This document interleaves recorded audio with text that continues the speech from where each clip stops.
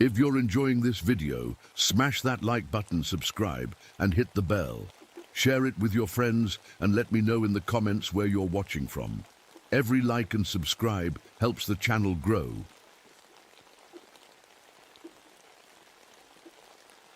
I've always trusted numbers more than people. Numbers don't lie, they don't change their minds, and they never let you down. My name is Victor Reynolds, and for the past 2 years, I've been hiding from my past up here in Olympic National Park. The rangers don't ask questions about why a former NASA engineer would want to spend his days recording weather patterns in one of the most remote stations in Washington state. They're just happy to have someone who doesn't mind the isolation. Today started like any other day. I woke up at exactly 6 a.m., made my coffee, black, 1 sugar, and began my morning readings. Temperature, 42 degrees, unusual for this time of the year. We should be seeing snow, but instead, we're having a weird winter thaw. I jotted down the numbers in my logbook, noting it was the 5th consecutive day of temperatures above normal. As I walked my usual trail for the morning inspection, something caught my eye. The broken branches along the path didn't look random.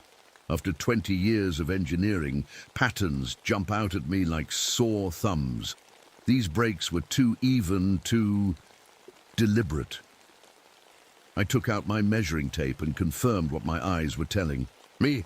The distance between each break was exactly 4.7 inches. Not approximately, exactly. Must be some kind of animal behavior I haven't seen before, I muttered to myself, trying to push away the prickle of unease crawling up my spine. But animals don't measure. Animals don't create perfect geometric patterns. In fungal growth, which is what I found next, about half a mile from the station, the fungus, some kind of mushroom I'd never seen before, was growing in perfect concentric circles. I knelt down to take a sample, my hands steady despite the growing feeling that something was very wrong here. Back at the station, I radioed into headquarters.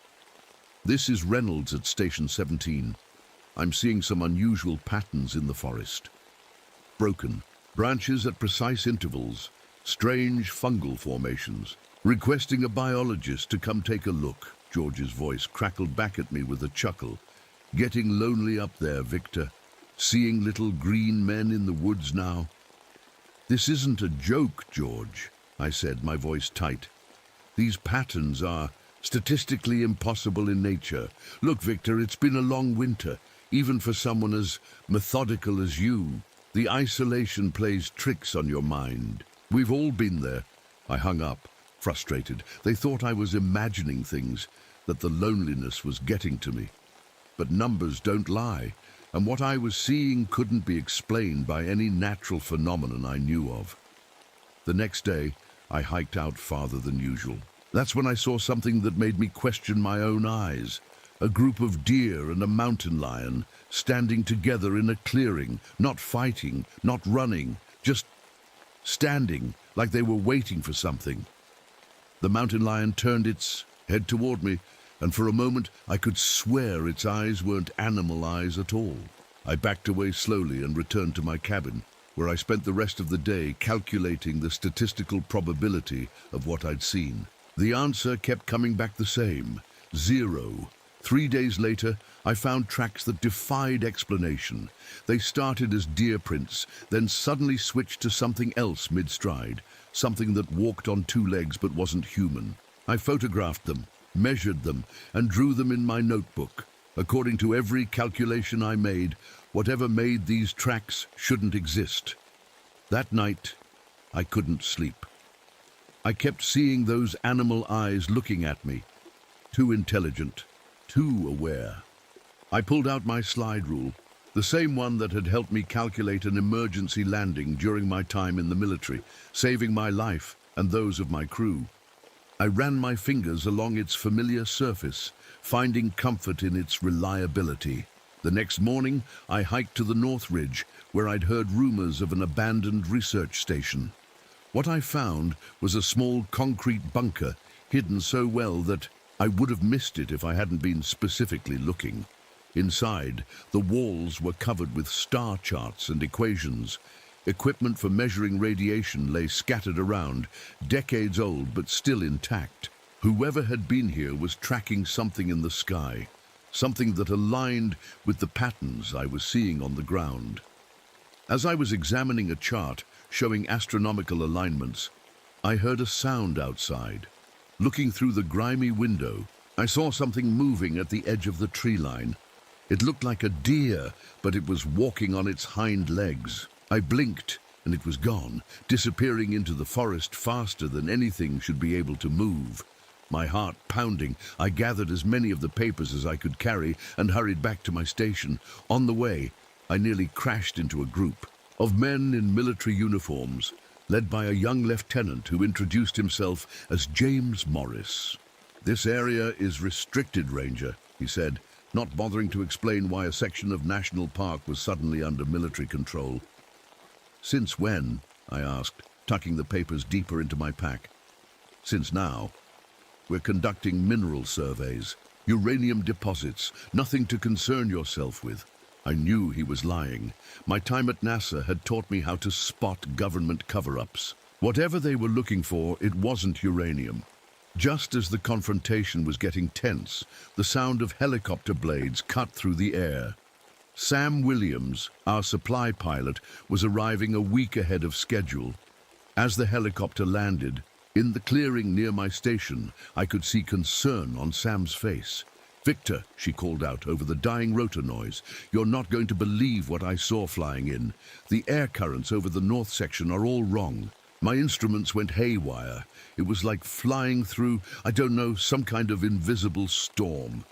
Lieutenant Morris was watching us, his eyes narrow with suspicion. "We should talk inside," I said quietly to Sam, aware of the military men still standing nearby. "I've been seeing some strange things too." As we walked back to the station, I couldn't shake the feeling that we were being watched, not just by Morris and his men, but by something else, something hiding just beyond the tree line, waiting and calculating its next move. And for the first time since I'd come to these mountains to escape my past, I was starting to think that the technology I'd left behind might be the least of my worries. Inside my cabin, I spread out the papers I'd found at the abandoned research station. Sam leaned over them, her pilot's eyes quick to spot patterns. "What am I looking at, Victor?" she asked. "I'm not entirely sure," I admitted. "But look at these charts. They're tracking some kind of celestial event that happens every few decades. And these readings, they're radiation measurements, but not like any normal background radiation." Sam picked up one of the yellowed papers. "These dates, the spike happened right after the nuclear tests in the 50s. I nodded, feeling a chill that had nothing to do with the mountain air. Whatever these researchers were studying, it started after we split the atom. "And you think it's connected to what you've been seeing in the woods?" Sam asked. "I don't believe in coincidences," I said. "Not when the math doesn't add up." The next morning, Sam and I took the helicopter to check on reports of missing hikers. The radio had crackled to life before dawn, with news that a group of backpackers hadn't returned to their pickup point. As we flew over the dense forest, I spotted something that made my stomach drop. "There," I pointed. "Set us down in that clearing." What we found wasn't a normal campsite. The tents, backpacks, and cooking equipment were all there, but no people. Stranger still, everything had been arranged in perfect circles, like the fungal growth I'd found earlier. "No one sets up camp like this," Sam said, walking around the eerie scene. I knelt to examine a compass left on a sleeping bag. The needle was spinning wildly, not pointing north or in any consistent direction. And no one leaves all their gear behind. Something forced them to run, or took them, Sam whispered. Before we could search further, the sound of approaching helicopters drove us back to our own aircraft. As we lifted off, I saw military vehicles moving into the area. They were establishing a perimeter, putting barriers and no entry signs. "They know something," I said, as Sam steered us back toward my station. Whatever's happening, the military has been tracking it. When we landed, we found Grace Running Wolf waiting for us. As one of the few indigenous rangers in the park, Grace knew the mountains better than anyone. George told me you've been seeing things, she said without preamble, things that don't make sense. That's putting it mildly, I replied.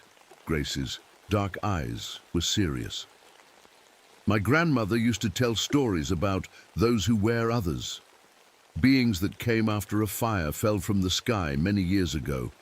Most people think they're just legends, but what? Sam pressed. The signs you described, the patterns, the animal behavior, they match the warnings in our stories. I showed Grace my notebook with the tracks and measurements I'd taken. Her face grew pale as she turned the pages. You've seen them, haven't you? I asked quietly. She nodded slowly. Once, when I was a child, something that looked like a man but moved wrong. It had too many fingers and its knees bent the wrong way. That afternoon, Dr. Raymond Turner arrived from the university. As the park's consulting wildlife biologist, he'd been studying the unusual migration patterns of animals in the region. The behavior changes started about 3 months ago, he explained, as we sat around my small table. Predator-prey relationships breaking down, nocturnal animals active during the day, entire species abandoning their traditional territories. And look at this, I said, showing him my temperature readings. These variations shouldn't be possible in such contained areas. It's like there are pockets where the normal rules of physics don't apply. Dr. Turner frowned. I've set up research stations throughout the park to monitor animal movements. Tomorrow we should check on them, but tomorrow brought news that made our blood run cold. One of Turner's research assistants had been found dead at his observation post. The park police report described the scene in clinical terms. But what caught my attention was the mention that the victim's limbs had been arranged in an unusual manner. I insisted on seeing the photographs. What I saw made my hands shake. The body had been posed with arms and legs at precise angles, angles that corresponded exactly to a mathematical sequence I recognized from my NASA days. This wasn't random. This was a message. That afternoon, while scanning the northern ridges with binoculars, I saw something impossible. A park ranger I recognized as Bill Chen, standing by a tree, checking his watch. The problem was, I'd just left Bill at the main ranger station 10 miles away. I radioed Sam immediately. Can you get the helicopter ready? I need to check something. 20 minutes later, we were hovering over the spot where I'd seen Bill's double. There was no one there now, but on the ground was a ranger hat, identical to the one Bill had been wearing at the station. This doesn't make any sense, Sam said, her voice tight with tension. When we returned to my station, more bad news was waiting. Dr. Turner reported that all his research animals had escaped from their cages overnight. The locks weren't broken. It was as if someone had opened them deliberately. That evening, the 4 of us, Sam, Grace, Dr. Turner, and myself, spread out maps across my desk and started marking the locations of all the strange occurrences. There's a pattern, I said after an hour of plotting points and measuring distances. The disappearances, the animal behavior, the temperature anomalies. They're not random. They form a mathematical sequence across the map. What kind of sequence? Dr. Turner asked. Fibonacci, I replied, drawing lines between the points. The same sequence found throughout nature, but this is too perfect, too deliberate. Grace stared at the map. The center point is near an old sacred site, a place my people say the boundaries between worlds are thin. The next day, we hiked to one of the anomaly sites Grace had identified. What we found defied explanation, a substance like black mercury that changed properties when observed directly.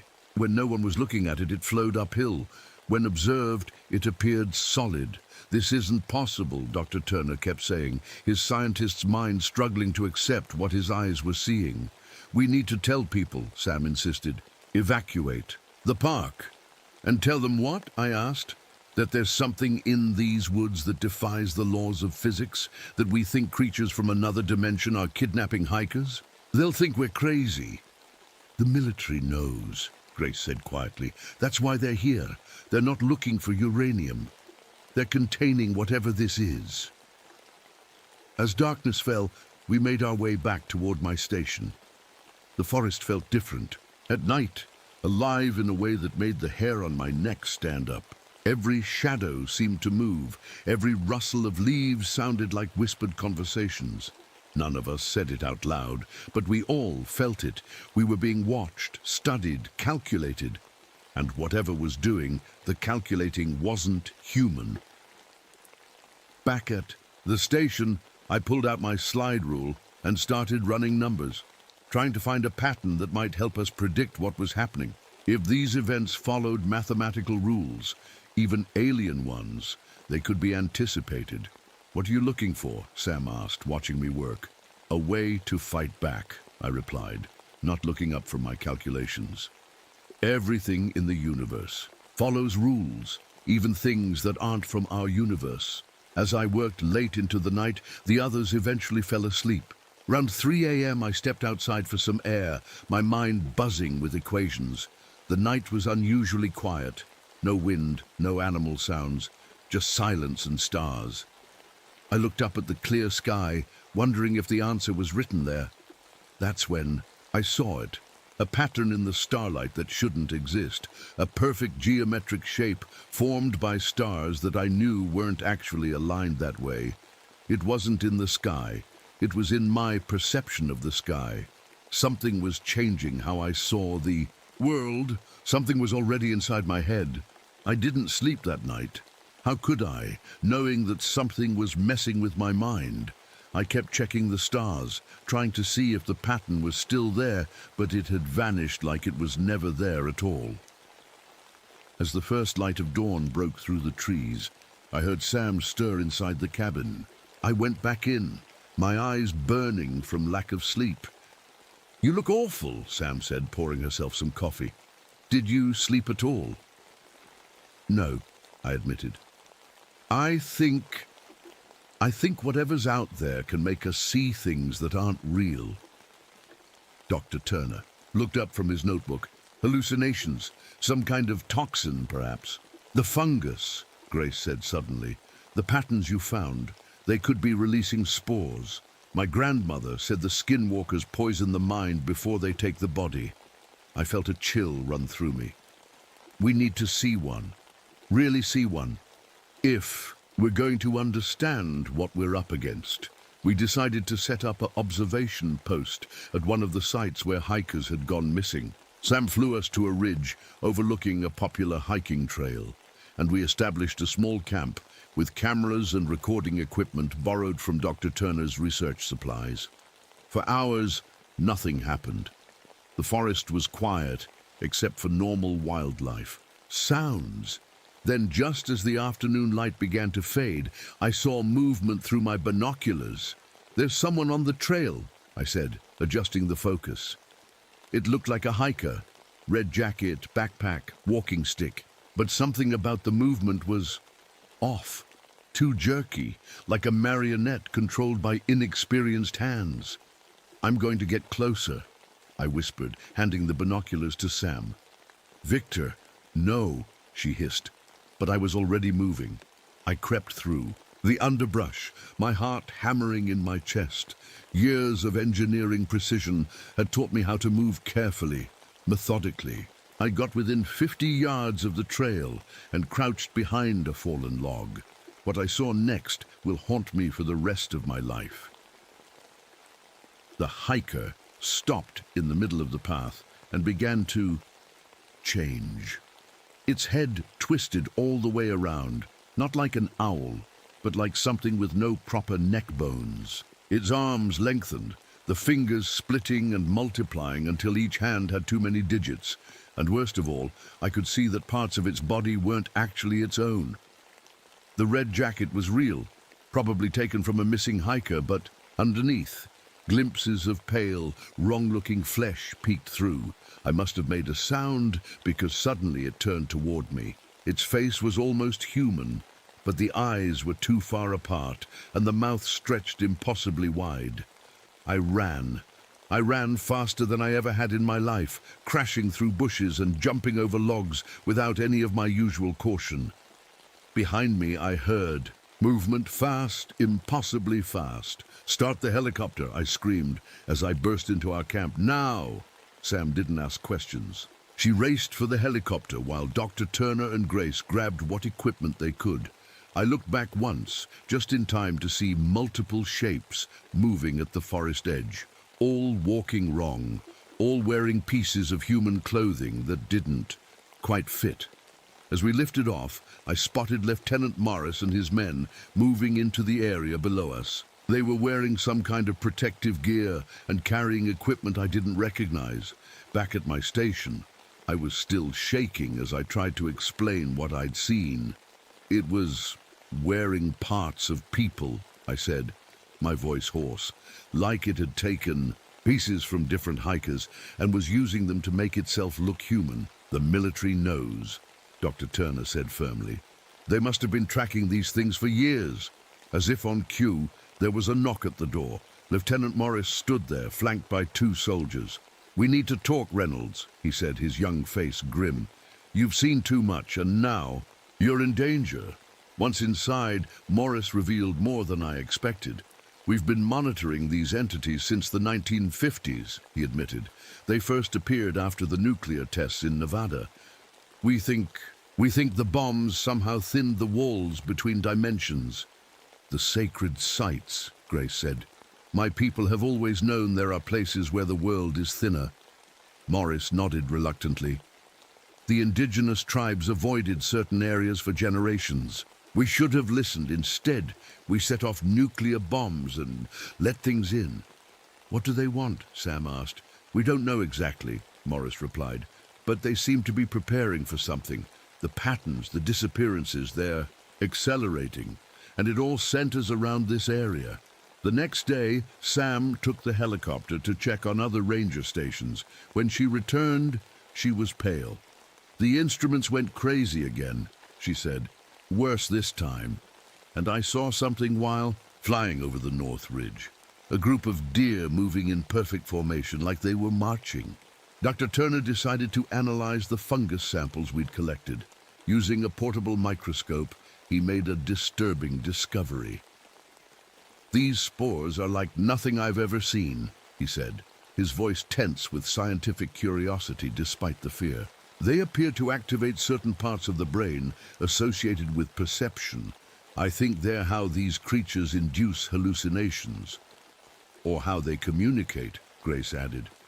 "The patterns we're seeing on the ground match ancient drawings. In caves near here, my people have been warning about this for centuries." That night, one of Morris's men, Martinez, began acting strangely. He started arranging his equipment in geometric patterns and mumbling numbers under his breath. When questioned, he couldn't explain why he was doing it. "I think he's infected," Dr. Turner whispered to me. "The spores must get into the bloodstream, somehow." We watched in horror as Martinez's behavior became more erratic. He began calculating obsessively on any surface he could find. Dirt, walls, his own skin. Morris eventually had his men restrain Martinez and take him away. The next morning, Grace led us to a cave she said contained ancient warnings about the skinwalkers. The walls were covered with paintings showing distorted figures emerging from trees and geometric patterns that matched exactly what we'd been finding in the forest. "My grandmother said they hibernate inside the trees," Grace explained. "Sometimes, for decades. The old stories say they wake up when the stars align in a certain way." The astronomical charts at the research station, I realized. They were tracking a celestial event that happens every few decades. As we left the cave, a military jeep came speeding up the dirt road. It was Morris, looking even more grim than before. "We have a problem," he said. "The restricted zone has been breached. Something got into our base camp last night." "Martinez?" Dr. Turner asked. Morris shook his head. Worse, we had a specimen, something we captured back in the 50s. We've been studying it all these years. Last night it got out. I felt my blood run cold. You've been keeping one of these things captive for decades. Are you insane? It was contained, Morris insisted. Triple reinforced glass, constant sedation. But last night, during the storm, something changed. It was like it received some kind of signal. It just woke up. The alignment is starting, Grace said quietly. The stars are moving into position. That night, an electromagnetic storm hit the mountains. Our radios went. Dead and strange lights danced in the sky. During the peak of the storm, Grace performed a ritual she said would reveal the true nature of anything disguised as human or animal. For a few brief moments, the world seemed to shift. Through the windows of my station, I could see dozens of distorted figures throughout the surrounding forest, some partly human, some partly animal, all wrong in ways that made my skin crawl. "There are so many of them," Sam whispered, her face pale in the strange light. As the storm passed and the effect faded, we huddled in my small cabin, planning our next move. We were running out of time, and the creatures were closing in.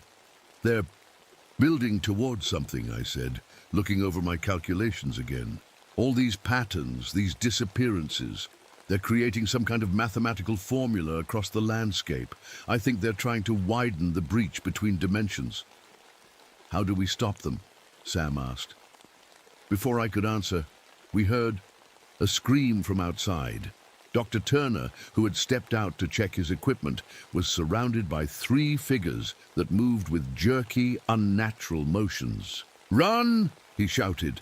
"I'll hold them off!" Sam grabbed my arm, pulling me toward the helicopter. Grace was already moving, carrying what research material she could grab. As we lifted off, I looked down to see Dr. Turner standing his ground, using a flare gun to keep the creatures at bay. It was the last time we saw him alive. As we flew through the night sky, I couldn't shake the feeling that we were flying straight into something much worse than what we'd left behind. Sam flew us to the main ranger station. But when we got there, we found it empty. No rangers, no staff, just empty rooms, with chairs pushed back like everyone had left in a hurry. "Where is everyone?" Sam asked, her voice echoing in the empty building. Grace checked the logbook. Last entry was yesterday morning. It just says, "Strange lights on the North Ridge," and then nothing. I went to the radio room and tried to call for help, but all I got was static. We were cut off.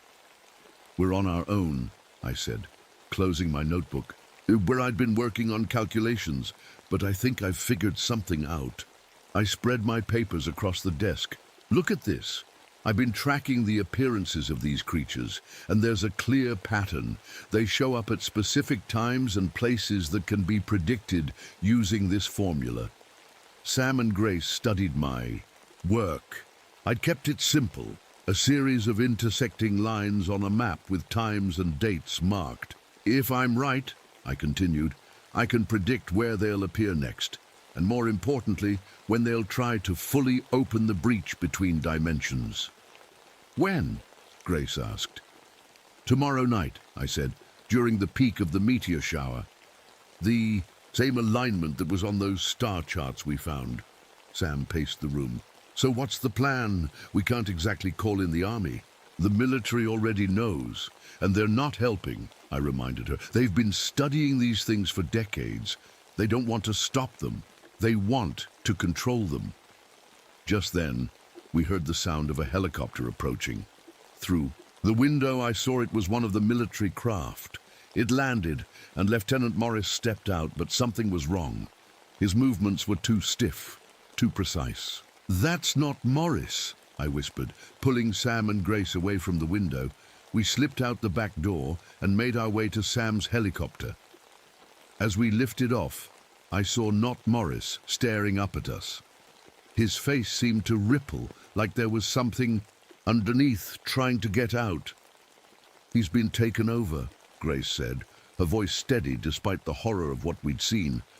The spores must have infected him. We need somewhere safe to figure out our next move, I said. Sam nodded. I know a place, an old fire lookout tower on the East Ridge. It's hard to reach except by air. The tower was small but secure, with good visibility in all directions. As night fell, we could see strange lights moving through the forest below, not flashlights or lanterns, but an eerie blue-green glow that seemed to pulse with its own rhythm. They're gathering, Grace said quietly. That night, Sam started showing signs of infection. Her hands would arrange objects in geometric patterns without her seeming to notice. Her speech became increasingly mathematical, inserting numbers into normal sentences: 4 steps to the door, 7 seconds to open it, 13 heartbeats to cross the room, she mumbled as she paced. Sam, I said, taking her hands, fight it. Focus on me. Her eyes cleared for a moment. Victor, I can hear them in my head. They're counting down to something. What? What are they counting down to? The opening, she whispered. When the stars align and the gateway opens. They've been waiting for decades. Grace prepared a mixture of herbs she said might help slow the infection. Sam drank it and seemed to stabilize, but we all knew it was temporary. In the morning, we saw military helicopters circling the northern part of the park. Through binoculars, I could see they were dropping equipment and personnel into an area near where we'd first encountered the creatures. They're trying to capture them, I realized. Even now, they still think they can control this. Using the tower's old maps and my calculations, I started working on a counter-strategy. If the creatures were using mathematical patterns to weaken the barrier between dimensions, perhaps we could create an opposing pattern to strengthen it. It's like sound waves, I explained to Grace while Sam slept fitfully. If you play a sound, wave and its exact opposite together, they cancel each other out. I think we can do the same thing with these patterns. How? Grace asked. We need to create a counter pattern on the land itself, using fire. By midday, we had a plan. Using surveying equipment from the ranger station and controlled burns, we would create a pattern that opposed the one the creatures had been building. But we needed to know where the center of their pattern was, the place where the dimensional breach would be strongest. I think I know, Sam said, sitting up suddenly. Her eyes were clear again, but I could see the struggle on her face. They keep showing me in my head. It's a clearing near Mirror Lake. There's a stone circle there, very old. The sacred site, Grace nodded, the place my people always avoided. Can you fly us there? I asked Sam. She nodded grimly. While I still can. As we prepared to leave, we saw more strange lights in the sky. Not the creatures this time, but military flares and helicopters. Whatever the army was doing, it wasn't working. We could see flashes of gunfire and hear distant explosions. There, making it worse, Grace said. The violence, the chaos, it's exactly what these things want. We took off as the sun was setting, Sam fighting for control of her own mind as she piloted the helicopter. Below us, the forest seemed alive with movement. Animals, and things that only looked like animals, all converging on the same point. Mirror Lake, Sam confirmed, her voice strained. That's where it's happening. As we approached, I saw the military had set up a perimeter around the lake. Vehicles, spotlights, armed men, but it was already too late. The ground around the lake was crawling with creatures, some still trying to look human, others having abandoned the pretense entirely. We need to get on the ground, I told Sam. Can you find a spot away from the main action? Sam nodded, her jaw clenched with effort. Hang on. She put the helicopter down in a small clearing about a half-mile from the lake. As we stepped out, the air felt wrong, too heavy, too thick, like we were underwater. It's starting, Grace whispered. In the sky above, stars were becoming visible as darkness fell. Not just any stars, the exact configuration shown on the charts we'd found. The alignment that happened only once, every few decades. We have about 2 hours, I said, checking my watch.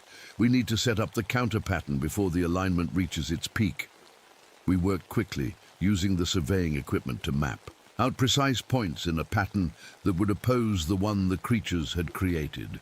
At each point, we would start a small, controlled fire, creating a geometric shape that, according to my calculations, should disrupt whatever process the creatures were using to open the breach. As we worked, Sam's condition worsened. Her movements became more jerky, less coordinated. Twice I caught her drawing the creature's symbols in the dirt instead of our counter symbols. "Sam," I said, kneeling beside her, "you need to fight it." "I am," she said through gritted teeth. "But they're so loud now, Victor. So many voices, all counting, all calculating." "What are they saying?" I asked, hoping for any insight that might help us. "They're saying..." She paused, her eyes focusing on something far away. "They're saying they need a human mind to complete the equation, a consciousness that understands mathematics. They've been preparing someone." A chill ran through me. "Who?" Sam looked at me, her eyes clearing briefly. "You, Victor. They've been watching you since you came to the park. Your mathematical mind, your precise calculations. You're the final component they need." The realization hit me like a physical blow. All this time I thought I was tracking them, but they had been manipulating me, pushing me toward this exact moment. "We need to hurry," I told Grace. "We're running out of time." As we finished placing the last markers, we heard vehicles approaching. Military jeeps burst into the clearing, and Lieutenant Morris, or the thing wearing his face, stepped out. "Stop what you're doing, Reynolds," it said in a voice that wasn't quite Morris's anymore. "We've been waiting decades for this opportunity." "You don't understand what's happening," I shouted.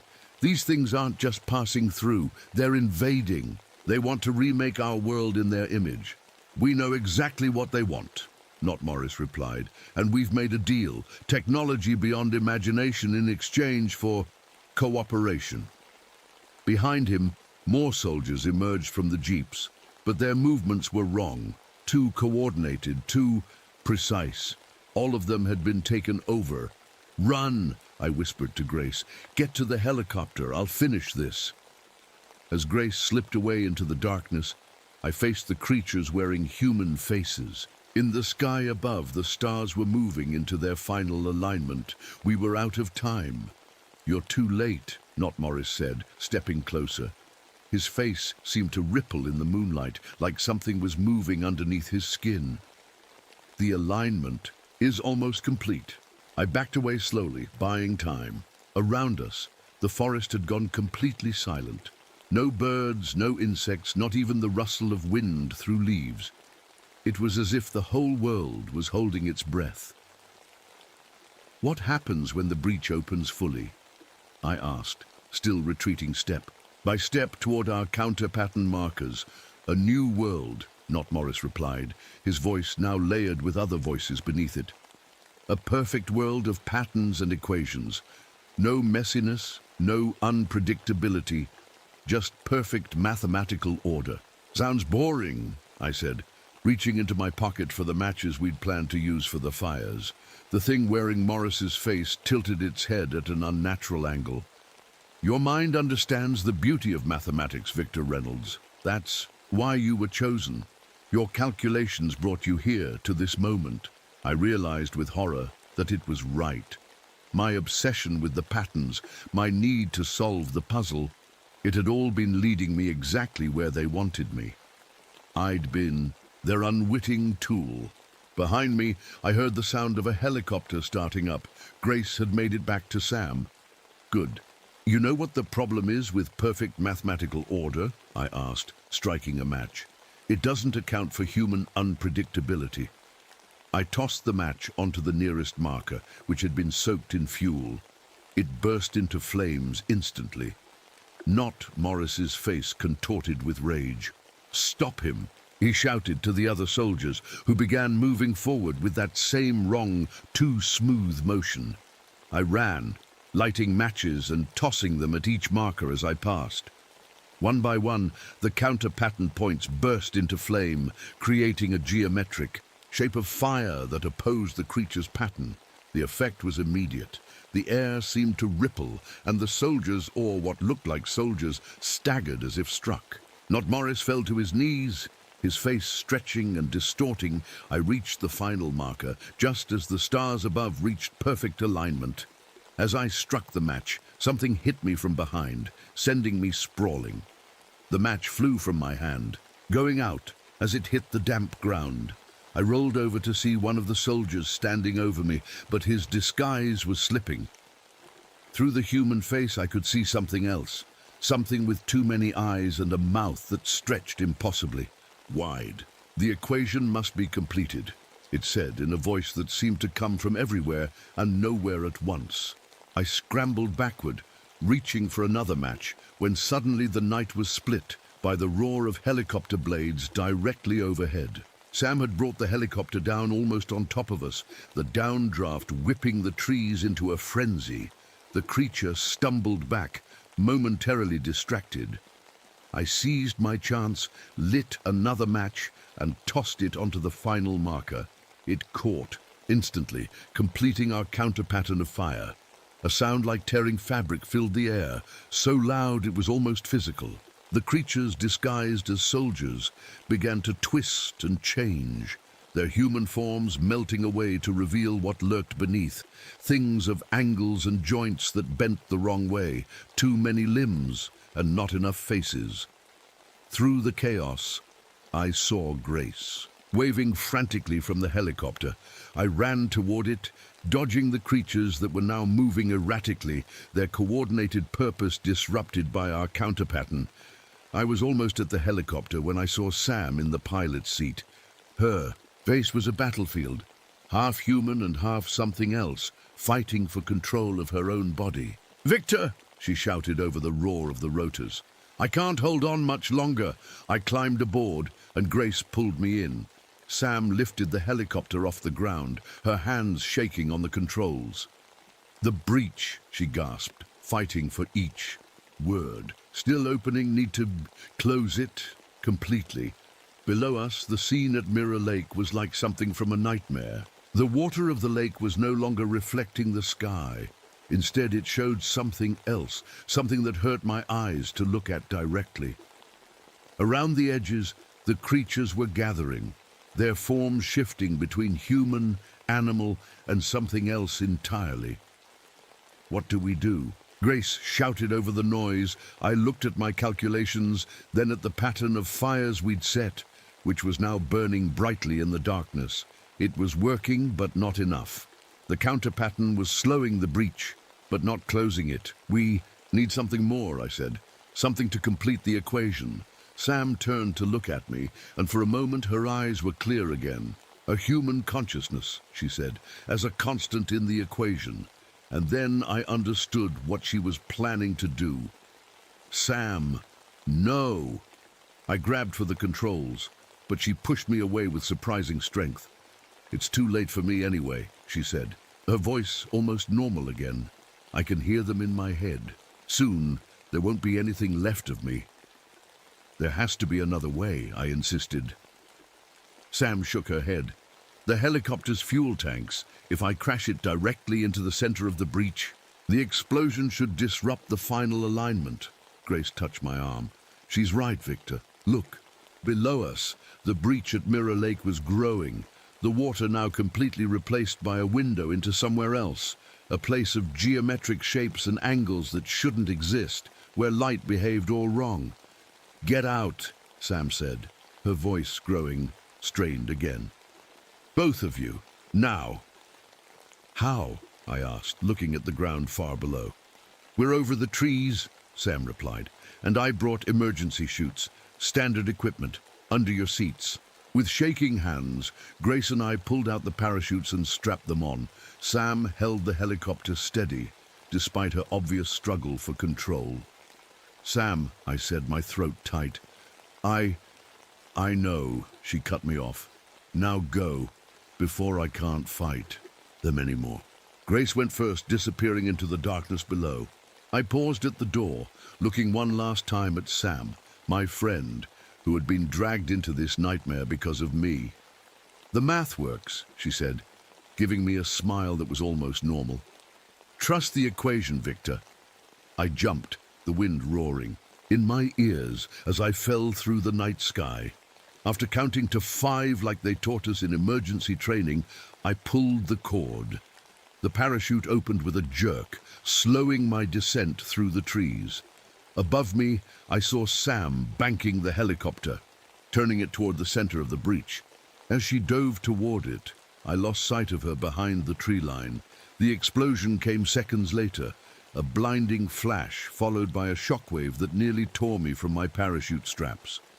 The night turned to day for a brief moment, then darkness. Rushed back in, I landed hard, getting tangled in my chute and tree branches. By the time I freed myself and found Grace, the forest had changed. The unnatural silence was gone, replaced by normal nighttime sounds. Insects, an owl hooting in the distance, wind in the trees. We made our way carefully toward Mirror Lake. Where the breach had been, we found only water again, reflecting the real stars above. The military vehicles were abandoned, empty uniforms lying on the ground, as if their wearers had simply vanished. Of the helicopter, there was surprisingly little debris, just a few twisted pieces of metal at the lake's edge. Of Sam, there was no sign at all. She closed it, Grace said quietly. She completed the equation. In the days that followed, the military moved in to cover up what had happened. The official story was a forest fire and a helicopter accident during firefighting. Operations. Lieutenant Morris and his men were listed as missing, presumed dead. Dr. Turner's body was found at my station, arranged in that unnatural position. The park was closed temporarily for environmental assessment. Grace and I were debriefed separately, then warned never to speak of what we'd seen. I was offered my old job back at NASA, a clear attempt to keep me where they could watch me. I declined. Instead, I requested assignment to another remote ranger station, this one in Alaska. I needed to be somewhere I could watch the stars, track the patterns, and make my calculations in peace, because I know the truth now. The breach was closed, but not forever. The alignment will come again. The equation is still out there, waiting to be completed. Every night I check my star charts. Every day I measure and record and calculate. And I keep my slide rule close, the same one that saved my life all those years ago. Because something came through from the other side, and someday it will try again. And when it does, someone will need to know how to close the equation. I owe that much to Sam, to Dr. Turner, to all of them. Beyond the tree line, the forest is quiet tonight. But I'm still counting, still calculating, still watching, always watching.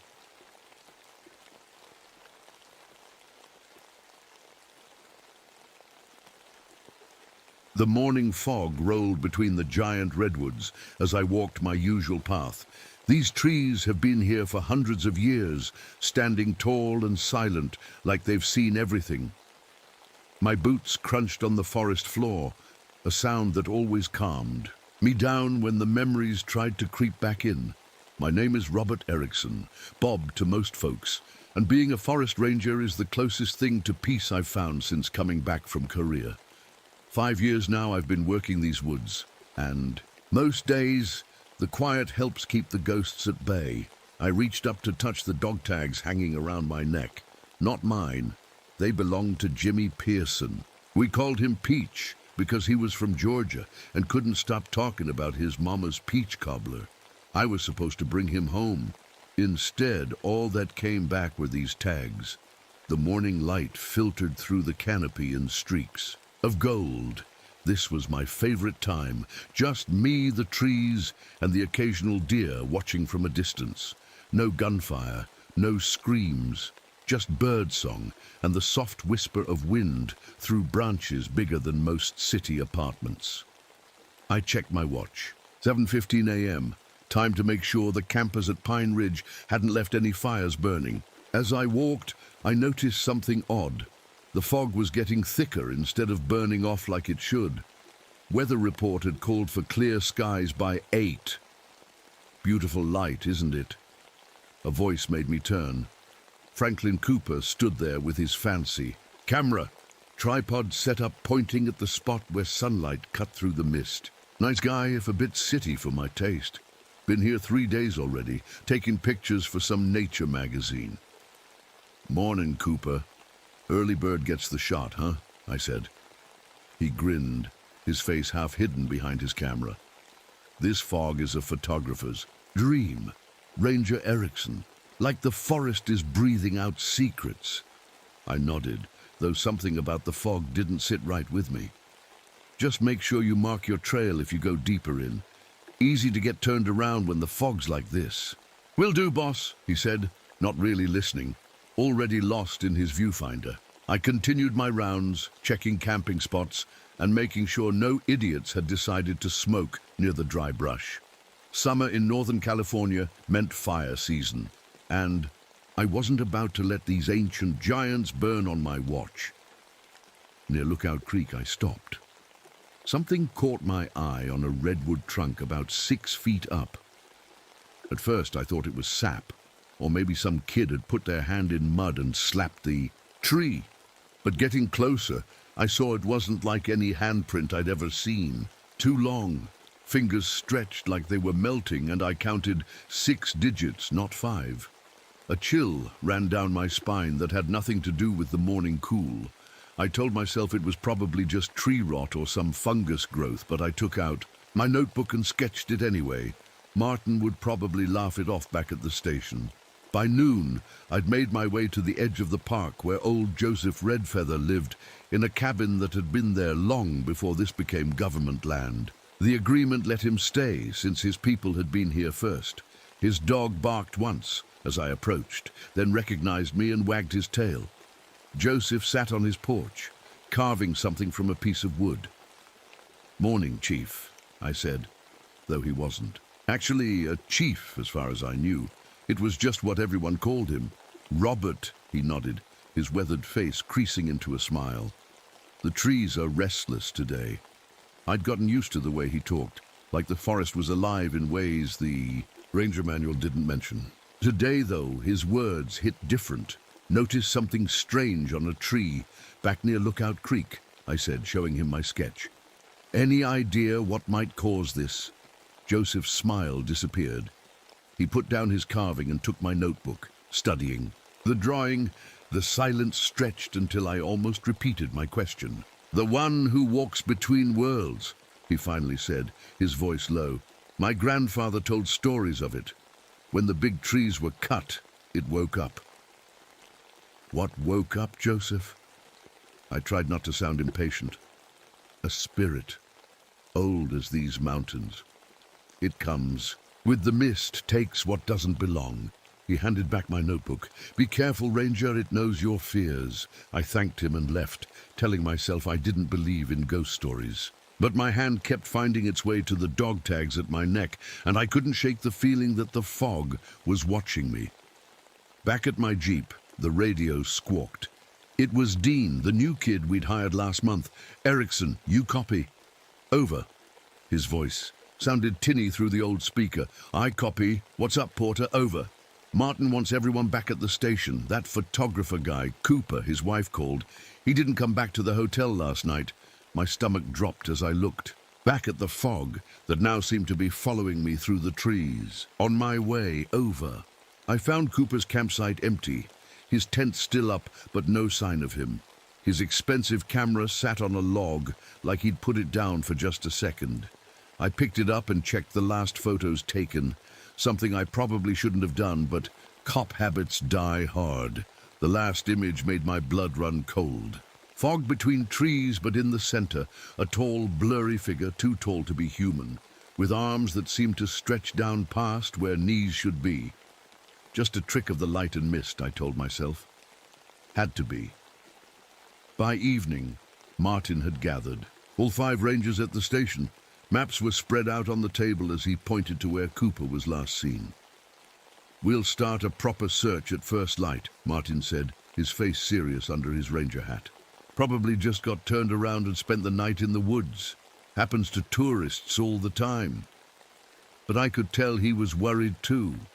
The redwoods don't usually claim people. not experienced hikers like Cooper seemed to be. As everyone else headed out, I showed Martin the camera. "You believe in ghost stories, boss?" I asked. Martin snorted. 25 years in these woods, Erickson. Only monsters I've seen are the two-legged kind that leave trash and start fires." I didn't show him the photo. Instead, I went home to my empty cabin, poured a whiskey, and tried not to think about Joseph's words or the strange handprint. But when I closed my eyes that night, I dreamed of fog with fingers, reaching for my throat, wearing Jimmy Pearson's face and calling my name. Morning came too quickly. I hadn't slept well, dreams of Korea mixing with images of that strange figure in Cooper's photo. The search team gathered at dawn. Me, Martin, Dean, and 2 rangers from the South District. We all had our bright orange vests on, radios clipped to our belts. "We'll split into 2 groups," Martin said, pointing at the map. "Bob and Dean take the eastern trails. Richards and Sawyer come with me to the western ridge. Keep radio contact every 30 minutes. Dean looked excited. The kid was fresh out of training, still thought being a ranger was all about saving. Lost hikers and spotting eagles. He hadn't learned yet that the forest can turn mean when you least expect it. "Stay close," I told him as we headed out. "Fog's thick today." And it was, unnaturally thick.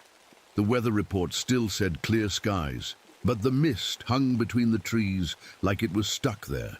Our boots made no sound on the soft ground, and I noticed something that made the hair on my neck stand up. "Listen," I whispered to Dean. "What am I listening for?" he asked. "Nothing. That's the problem." The forest was silent. No birds singing, no squirrels chattering, not even insects buzzing, just our breathing and the soft crunch of pine needles under our feet. We found the first set of tracks about 2 miles in, boot prints that had to be Cooper's. But then something strange happened. The tracks just stopped, like he'd vanished mid-step. No sign of him turning or jumping to the side. Just gone. "Maybe he doubled back," Dean suggested, looking around. I shook my head. "Ground's too soft. We'd see it." I keyed my radio. "Martin, we found tracks, but they disappear. Over." Static answered me. "Martin, do you copy?" Over. More static, then Martin's voice broke through, but choppy. "Copy, what's location?" "About 2 miles east of Cooper's campsite near the old logging trail. Radio's acting up. Over. Breaking up. Return to by sunset." Then nothing but static again. I clipped the radio back to my belt. "Must be the hills blocking the signal," Dean said. But I'd never had trouble with reception in this spot before. We continued on, following what little trail we could find. The fog grew thicker, making it hard to see more than 20 feet ahead. That's when I noticed Dean wasn't beside me anymore. "Dean?" I called out. "Porter, where'd you go?" No answer. "Dean, this isn't funny. Answer me." Then I heard it. Dean's voice, but distant to my left. "Bob, help me. I fell down something." I turned toward the sound, moving carefully through the fog. "Keep talking, Dean. I'll follow your voice. Over here, hurry." His voice seemed to move, now coming from my right. That didn't make sense. Either he was moving or... I stopped, a chill running through me as I remembered Joseph's words. "It comes with the mist. It mimics sounds." "Dean!" I shouted. "If you can hear me, give 3 short whistles." The voice kept calling, "Help me, Bob." "I'm hurt." But no whistles came. I drew my service revolver, feeling foolish, but not enough to holster it again. The metal was cool against my palm, a solid thing to hold on to when nothing else made sense. "Dean, answer with whistles or I'm heading back to the trail." After a few seconds, I heard 3 clear whistles. From behind me, back toward the trail. I turned and rushed that way, keeping my eyes on the ground so I wouldn't trip. I found Dean right where I'd left him, looking confused. "Where'd you go?" he asked. "You were right behind me and then you weren't." Before I could answer, my boot caught on something. I looked down and felt my stomach turn. A backpack, Cooper's backpack, torn to shreds with dark stains that could only be blood soaking into the fabric. "Oh, God," Dean whispered, kneeling beside me. "Is that..." Don't touch it, I ordered, though I wasn't sure why. We need to mark this spot and get back to the station. As if on cue, the fog thickened even more, swirling around us like it was alive. Visibility dropped to almost nothing. I grabbed Dean's arm. Stay with me. We're getting out of here now. We stumbled back the way we came, or at least I thought it was the way we came. Nothing looked familiar in the fog. The sun, what little we could see of it, seemed to be in the wrong place. After an hour of walking, I knew we should have reached the trail, but there was nothing. We're going in circles, Dean said, panic edging into his voice. No, we're not, I lied, trying to sound confident. Just keep walking. That's when we heard it, a sound like branches breaking, but too rhythmic. Something heavy moving through the forest. Something big.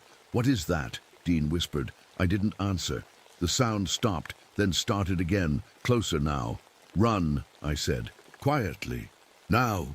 We ran blindly through the fog, branches whipping our faces. I could hear whatever it was following us, moving faster than anything that size should be able to move. Then, suddenly, we broke through into a clearing, and there was the emergency cabin, its wooden walls a welcome sight. We sprinted for the door, threw it open, and slammed it shut behind us. I dropped the bar into place, securing it.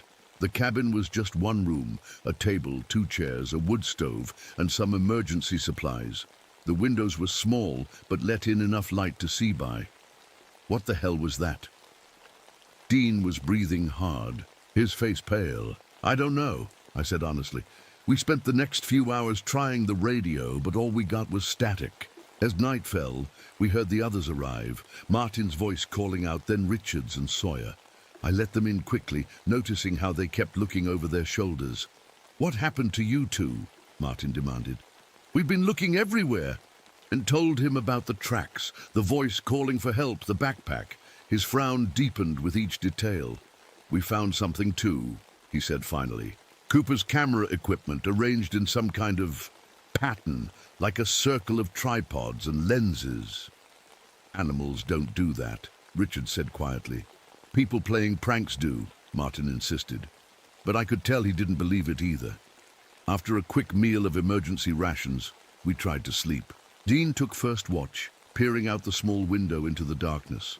I lay on my bedroll, listening to the others breathing, when Dean called out softly, Bob, you should see this. I joined him at the window.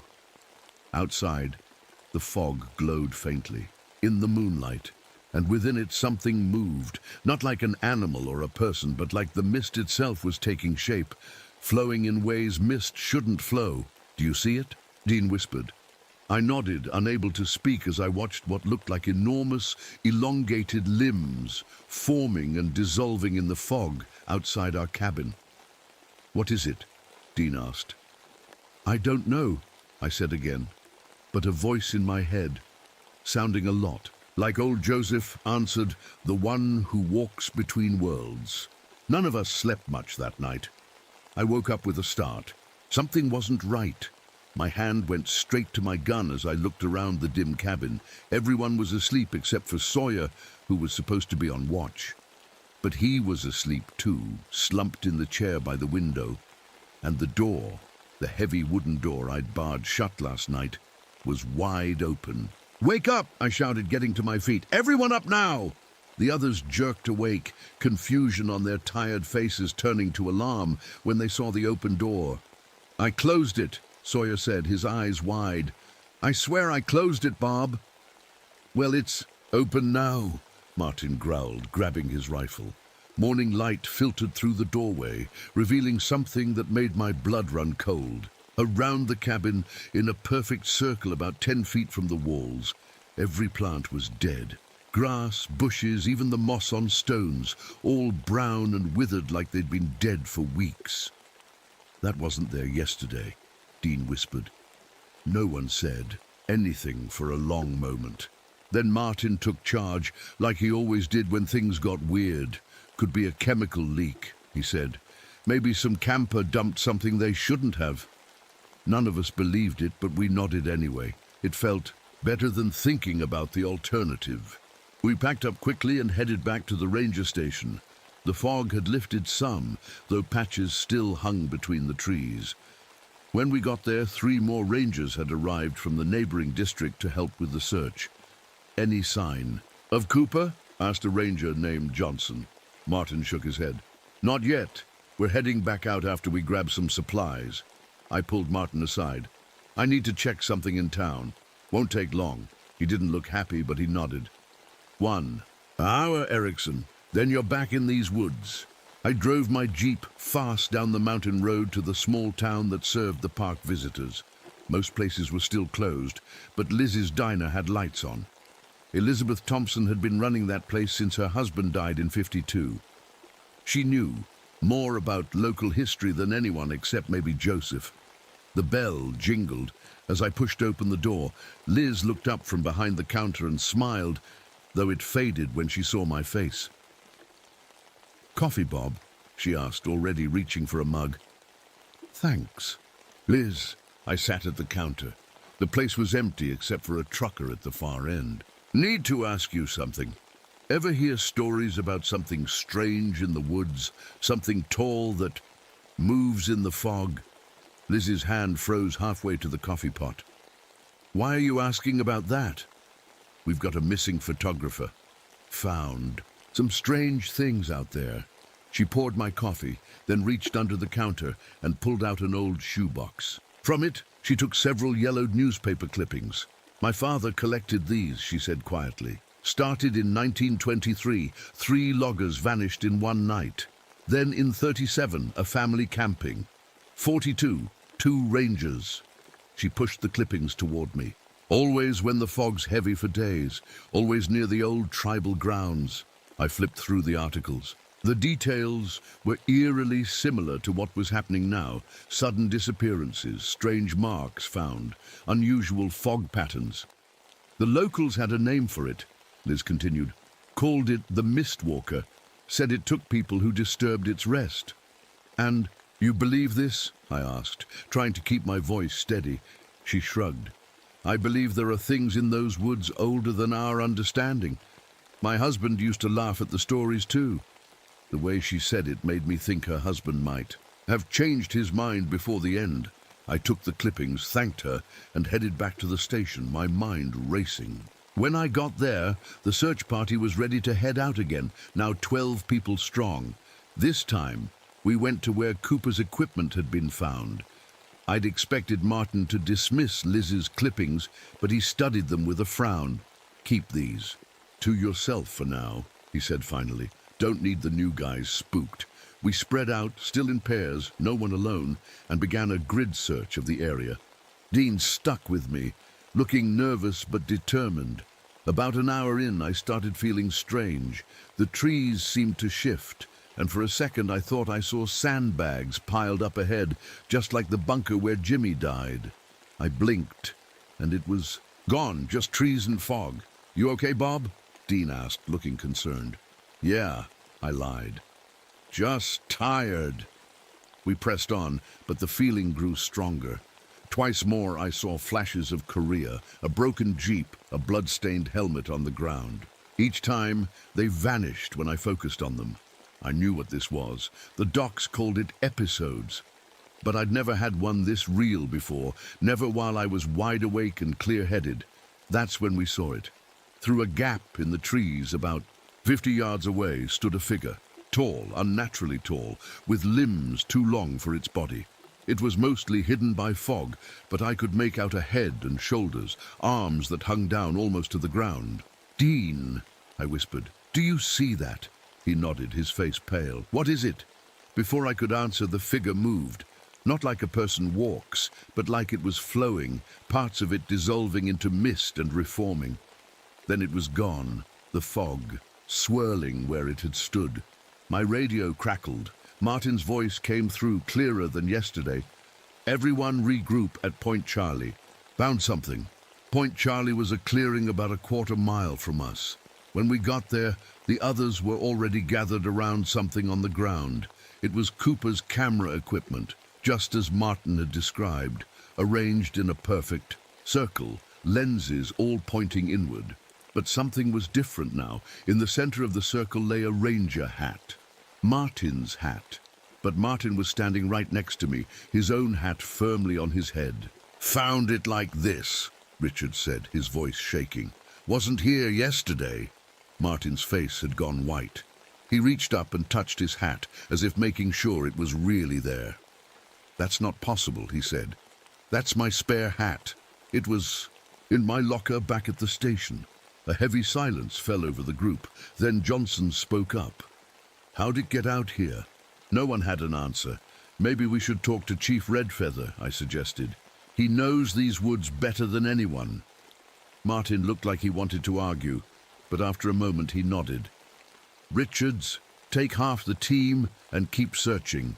The rest of you come with me." Joseph was waiting for us, as if he knew we'd be coming. His old dog didn't even bark when our jeeps pulled up. The chief sat on his porch steps, smoking a pipe, his face grim. "You've seen it," he said. Not a question. Martin, for once, didn't argue. "What is it?" "Sit," Joseph said, gesturing to the ground in front of him. We sat in a half-circle, feeling like school kids at story time. But there was nothing childish about the fear I felt. "Long ago," Joseph began, "before the white man came, there were spirits in these mountains. Most were good spirits. They blessed the hunt, brought rain, helped babies to be born strong. But some were not good. One such spirit lived deep in the oldest trees, where the shadows are darkest." He paused to draw on his pipe, the sweet tobacco smell filling the air. "My people knew not to disturb this spirit. We left offerings at the edge of its territory, but never went further. When the loggers came and cut down the ancient trees, they woke it up, made it angry. Now it hunts." "What does it want?" Dean asked, his voice barely above a whisper. Joseph's eyes were sad. "It feeds on fear, on life. It takes those who enter its domain and—" He made a gesture like something dissolving. "It absorbs them." "How do we stop it?" I asked. In the old days, the tribal shamans knew rituals to bind such spirits. "I know only pieces." He stood slowly, his old joints creaking. "But I will help you. Wait here." He went into his cabin and returned with a small pouch which he handed to me. "Protection," he said simply. "And this." He gave Martin a folded piece of deerskin.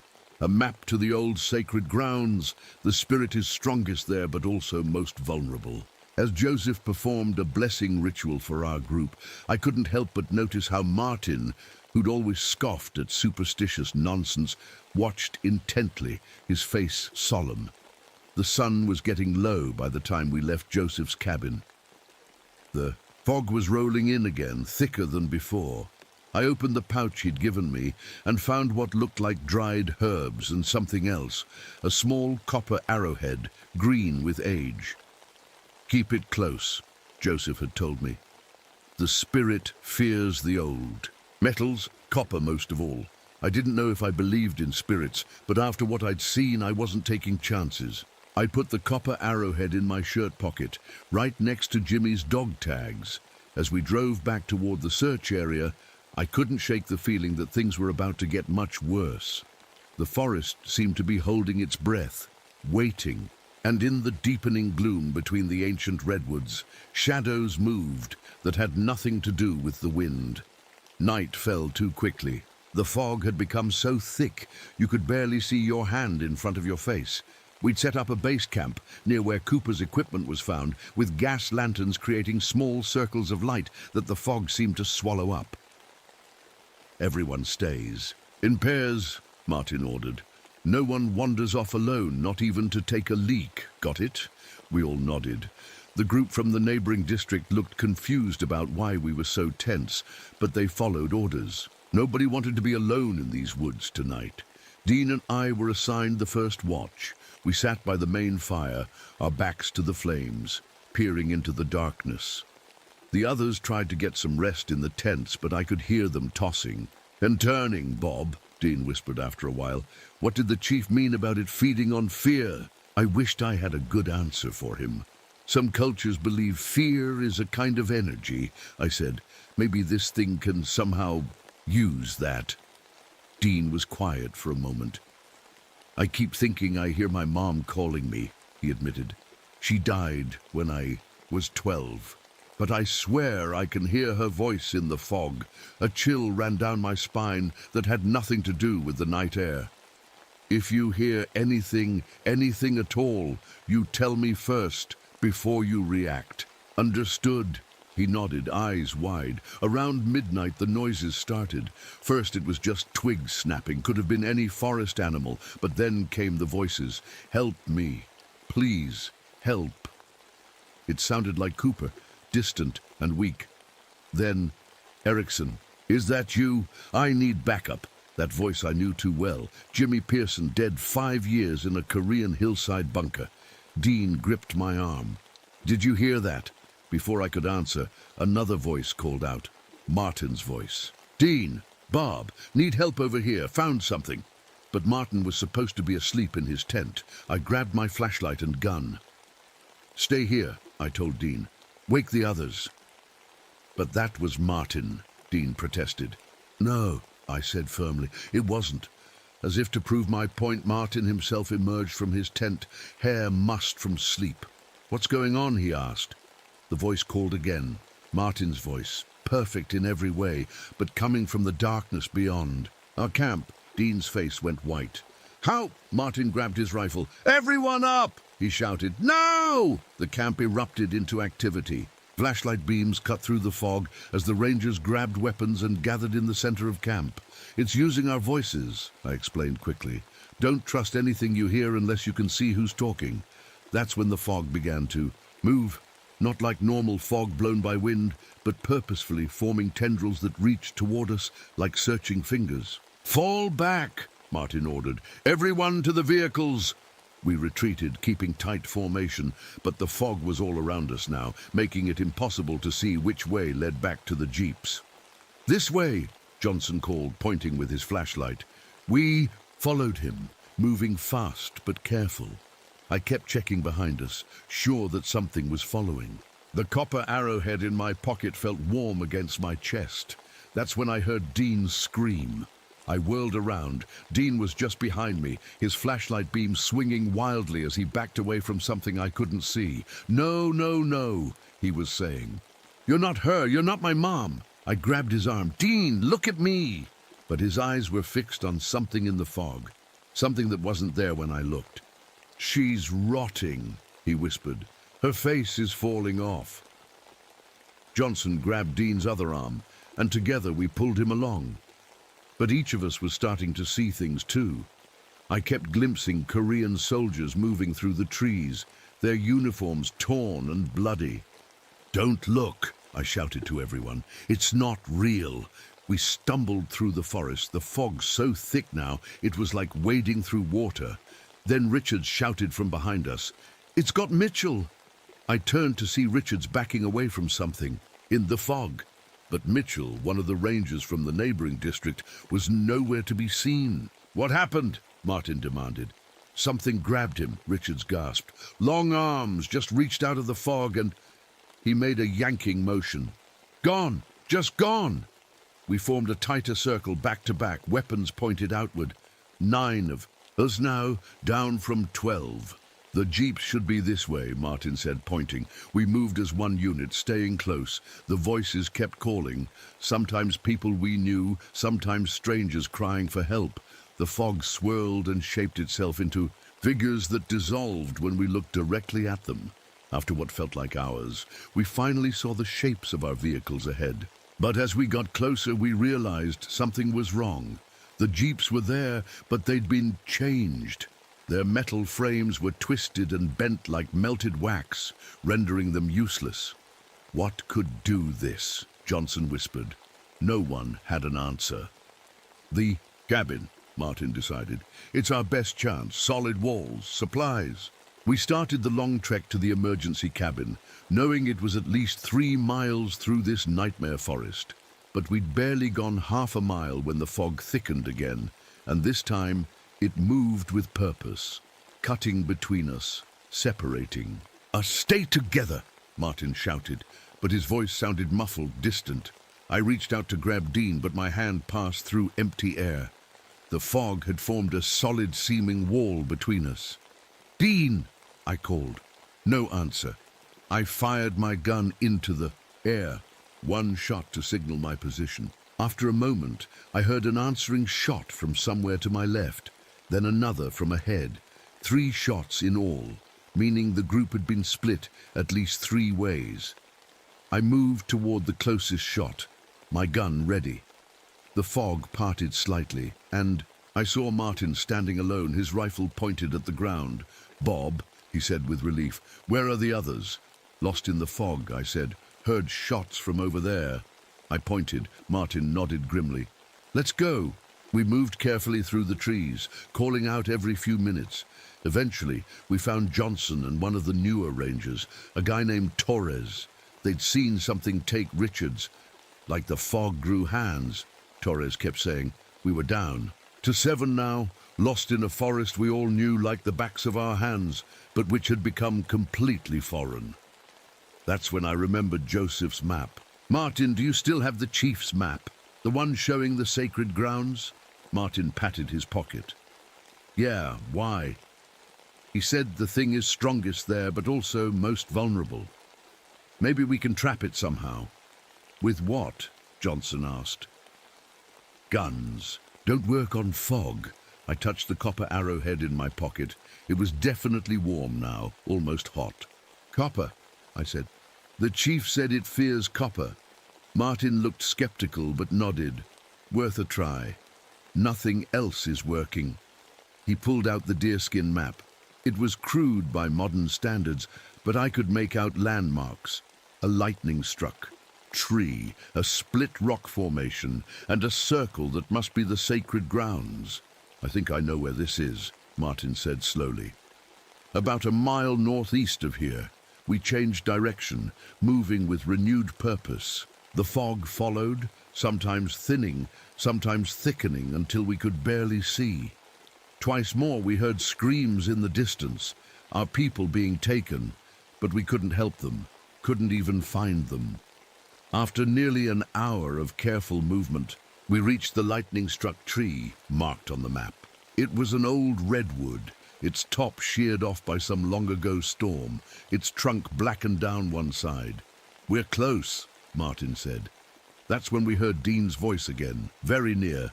"Help me! It's right behind me!" And this time it wasn't just a voice. Dean burst through the fog, his face scratched, clothes torn, eyes wild with fear. "Run!" he gasped. "It's coming!"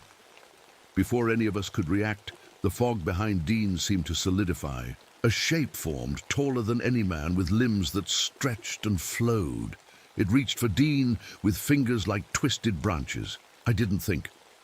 I pulled the copper arrowhead from my pocket and threw it as hard as I could at the shape. The effect was instant. Where the copper touched, the mist recoiled, shredding apart like cotton candy in water. A high, thin sound filled the air, not quite a scream, more like the wind through a narrow canyon, but filled with rage. The shape retreated, melting back into the fog. Dean collapsed to his knees, gasping. "What was that?" Johnson demanded, helping. "Dean up. The thing Joseph warned us about," I said, retrieving the arrowhead from where it had fallen. "And now we know copper hurts it." Dean was shaking. "It showed me things," he whispered. "Horrible things. And it was wearing Ranger Mitchell's face, but all wrong, like it didn't quite know how to put it together." I put my hand on his shoulder. "You're okay now. We've got a weapon against it." We continued toward the sacred grounds, moving faster now that we had some hope. The fog seemed to retreat before us, as if the thing inside it was wary of the copper I held out in front. Of me like a shield. When we reached the split rock, we knew we were getting close. Just beyond it, we could make out a circular clearing among the redwoods. "That's it," Martin said. "The sacred grounds." As we approached, the fog grew thicker again, swirling angrily around us. Shapes formed and dissolved, faces I recognized. And some I didn't, all distorted, all reaching out with misty hands. "It doesn't want us to reach the clearing," I said. "Then that's exactly where we need to go," Martin replied grimly. We pushed forward, the copper arrowhead leading the way. Whenever the fog tried to solidify, I waved the copper at it, and it retreated with that same high, angry sound. Finally, we broke through into the clearing.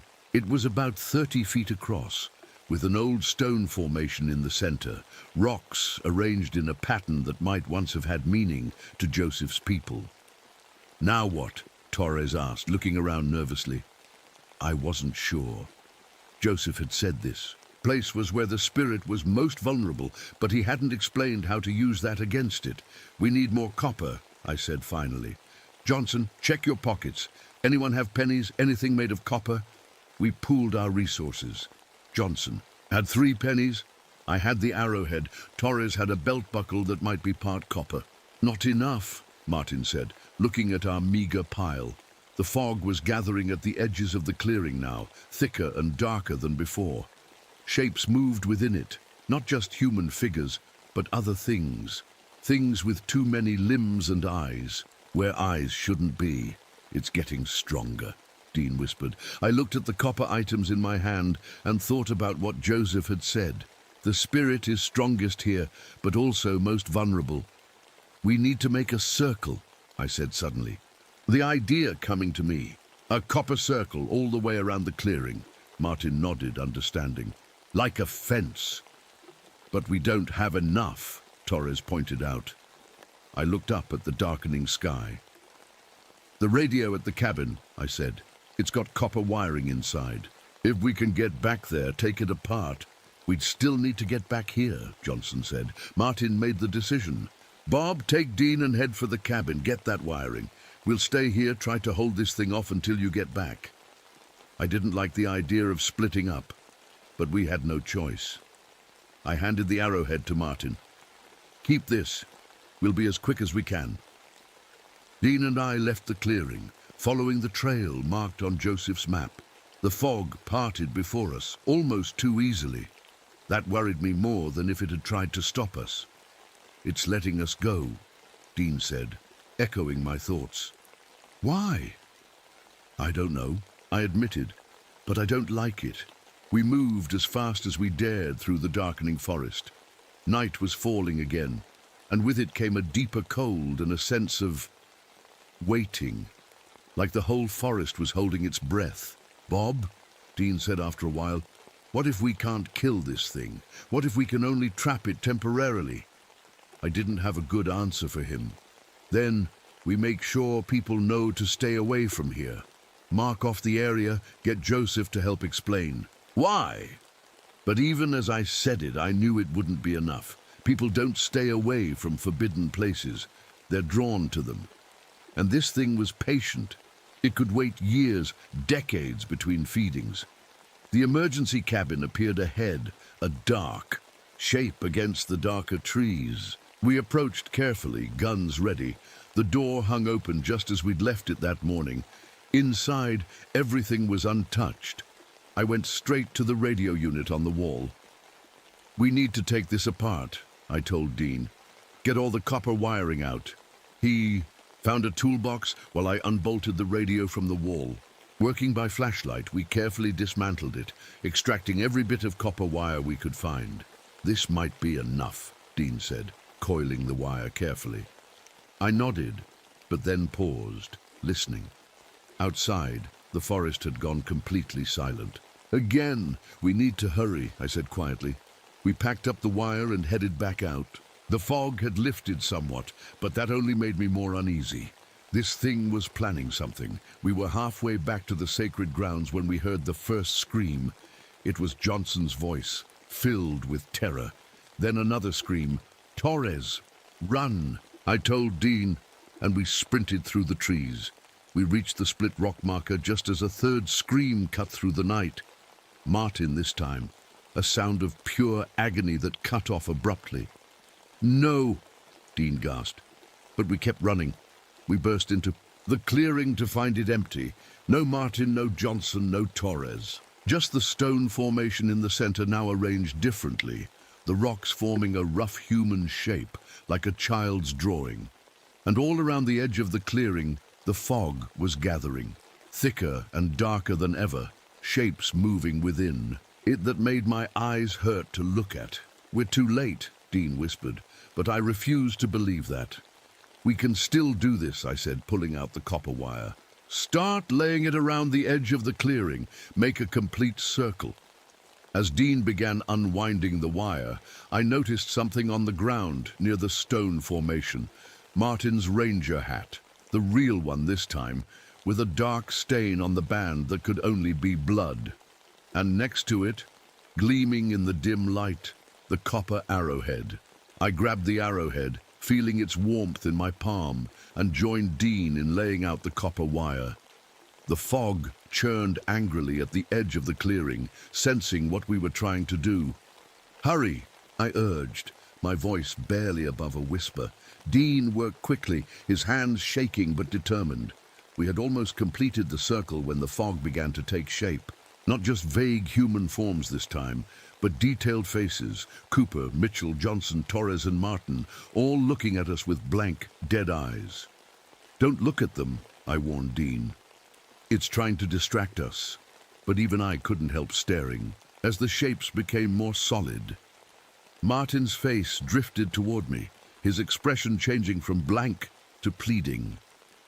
Bob, help me, he said in Martin's voice. I'm still in here. It didn't take all of me. My hands faltered on the wire. Bob, don't listen, Dean shouted. It's not him.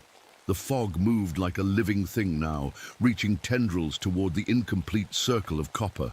I snapped out of my daze and rushed to finish the connection, but I was too slow. A thick arm of mist shot forward and wrapped around Dean's ankle, yanking him off his feet. He screamed as it began to drag him toward the mass of fog. I dropped the wire and lunged for him, grabbing his hands. We were in a tug of war with the fog, and we were losing. Dean's eyes were wide with terror as the mist began to creep up his legs. The wire, he gasped. Finish the circle! But I couldn't let go of him. If I did, the fog would take him. Then I remembered Jimmy's dog tags around my neck, old pennies from 43, copper. In one desperate move, I ripped the chain from my neck and threw it toward the gap in our wire circle. It landed perfectly, bridging the gap just as the fog gave a mighty pull. Dean slipped from my grasp, sliding toward the edge of the clearing. But as the dog tags completed the circle, a high-pitched wail filled the air. The fog recoiled violently, releasing Dean as if burned. All around the clearing, the copper wire and tags began to glow with a faint blue light. The fog backed away from it, unable to cross. It worked, Dean cried, scrambling back to my side, but our victory was short-lived.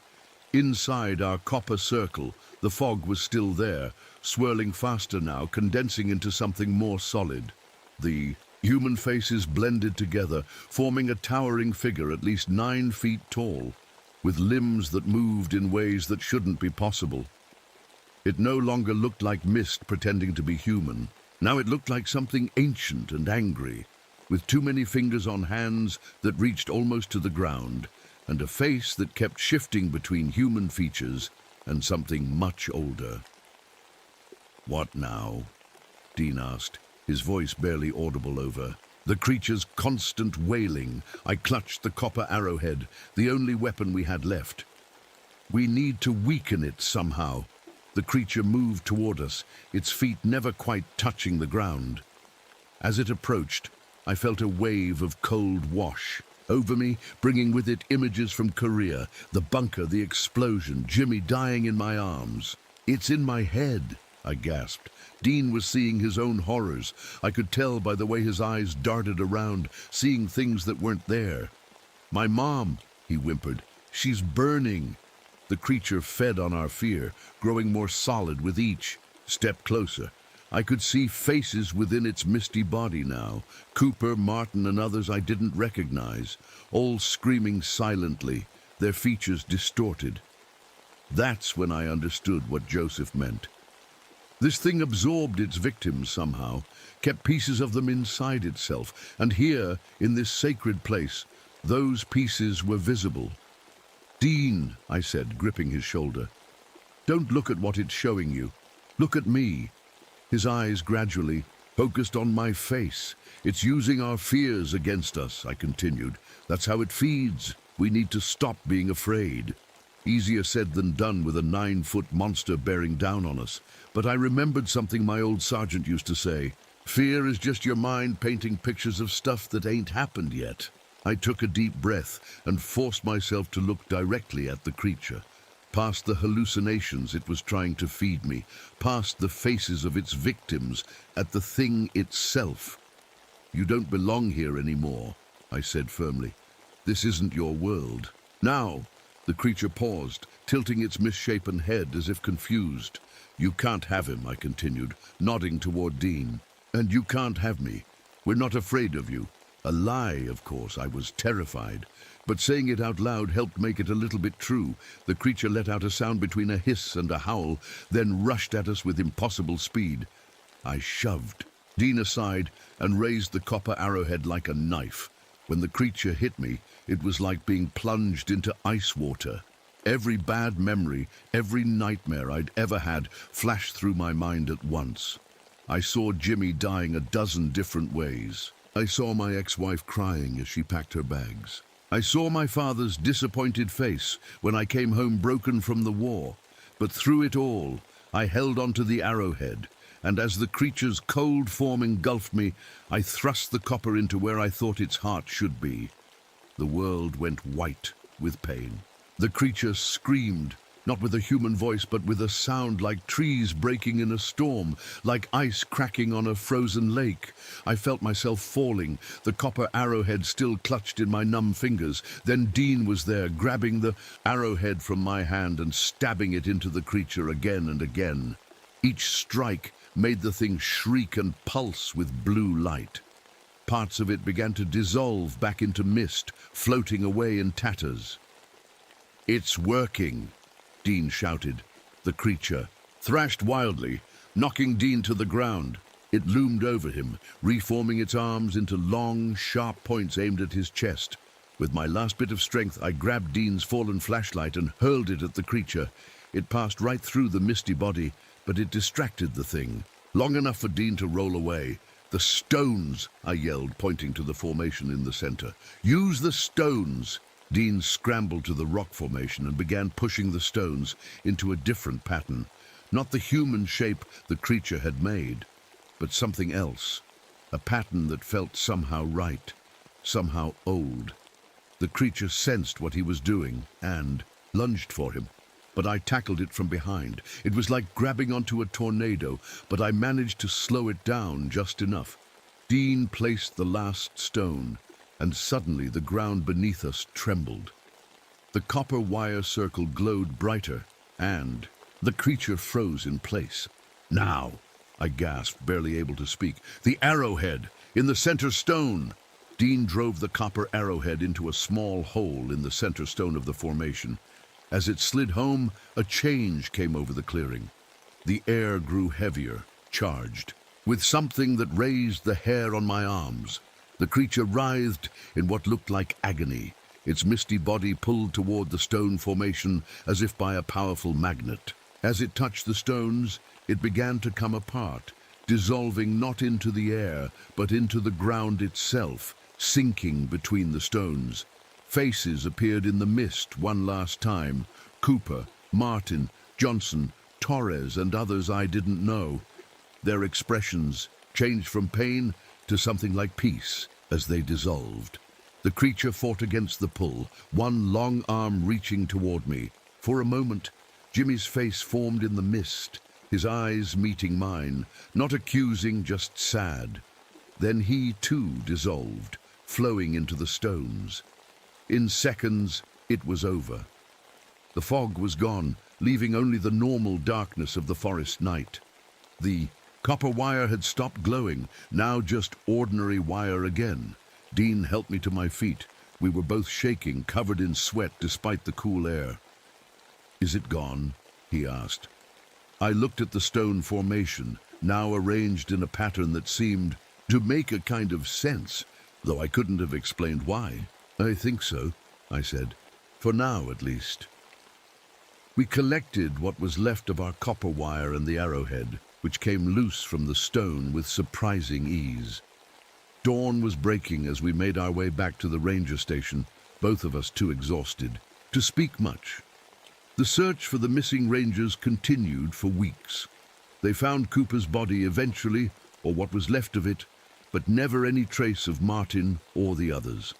The official report called it a tragic accident, possibly a bear attack, though no one really believed that.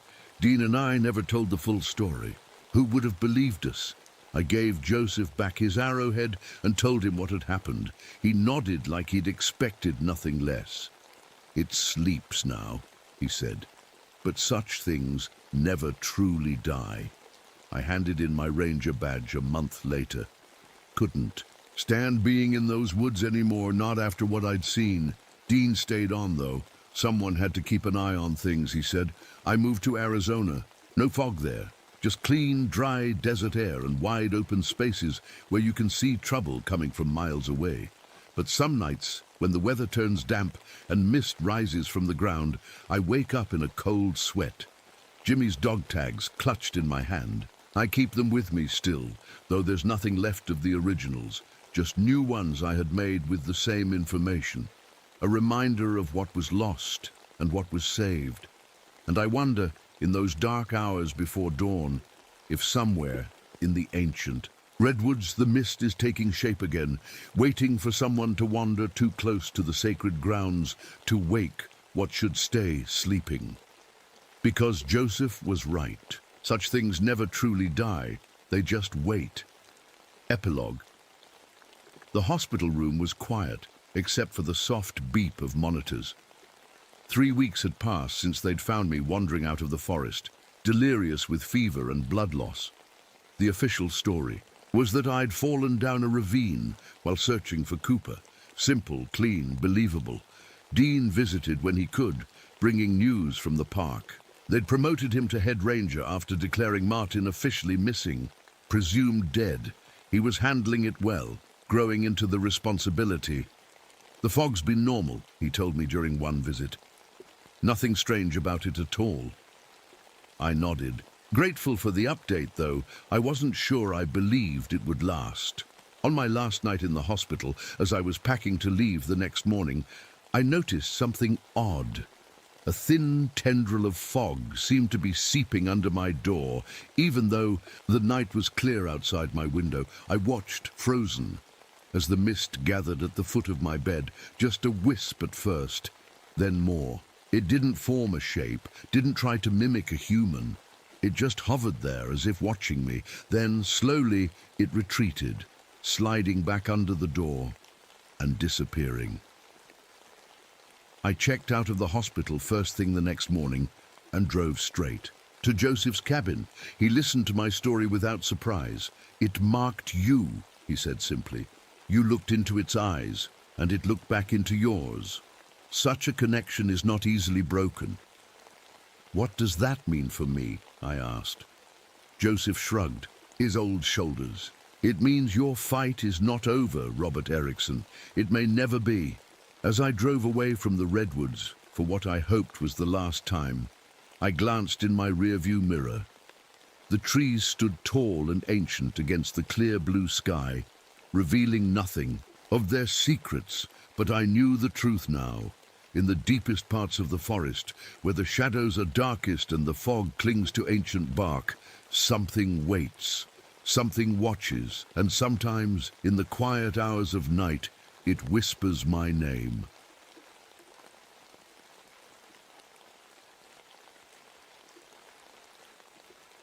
My name is Daniel Norris. I used to study ocean life as a scientist, but now I work as a park ranger here in the boundary waters of Minnesota. It's summer 1986, and the world still talks about that nuclear accident in Chernobyl that happened a few months ago. But up here, surrounded by endless lakes and forests, those problems feel far away. At least they did until this morning. The sun was just coming up when I pushed my small boat into Stillwater Lake. The water looked different. Today, too clear, like glass. I could see much deeper than usual, all the way to rocks and fallen trees that normally hide in the murky depths. I pulled out my waterproof notebook, the one I take everywhere, old habits from my science days. "Water clarity unusual," I wrote. Can see to approximately 30 feet depth. Normal summer visibility 10-15 feet. As I drifted toward the center of the lake, I noticed something odd. The surface had a strange ripple pattern moving against the wind, like something big was moving underneath. Probably just a school of bass, I told myself, but I didn't believe it. I've spent enough time on water to know what fish movements look like. This was different. I decided to check the shoreline before heading back. That's when I found it, a half-eaten deer carcass at the water's edge. The bite marks weren't from any wolf or bear I've ever seen. They were clean, almost surgical, and much too large. Hey, Danny boy, cataloging more weeds for your diary? I looked up to see Peter Larson in his patrol boat. Peter had been my mentor when I first started working here after my university career fell apart. He was a good ranger, but lately I'd noticed the smell of whiskey on his breath, even during morning shifts. Peter, come look at this, I called. Ever seen bite marks like these? Peter examined the deer carcass, his face impossible to read. Probably just a snapping turtle, he said, but his eyes stayed on the water. Those old ones get big. No turtle did this, I said. The bite radius is all wrong. Peter shrugged. Nature's full of mysteries, Danny. That's why you science types never run out of things to study. I could tell he wasn't taking me seriously.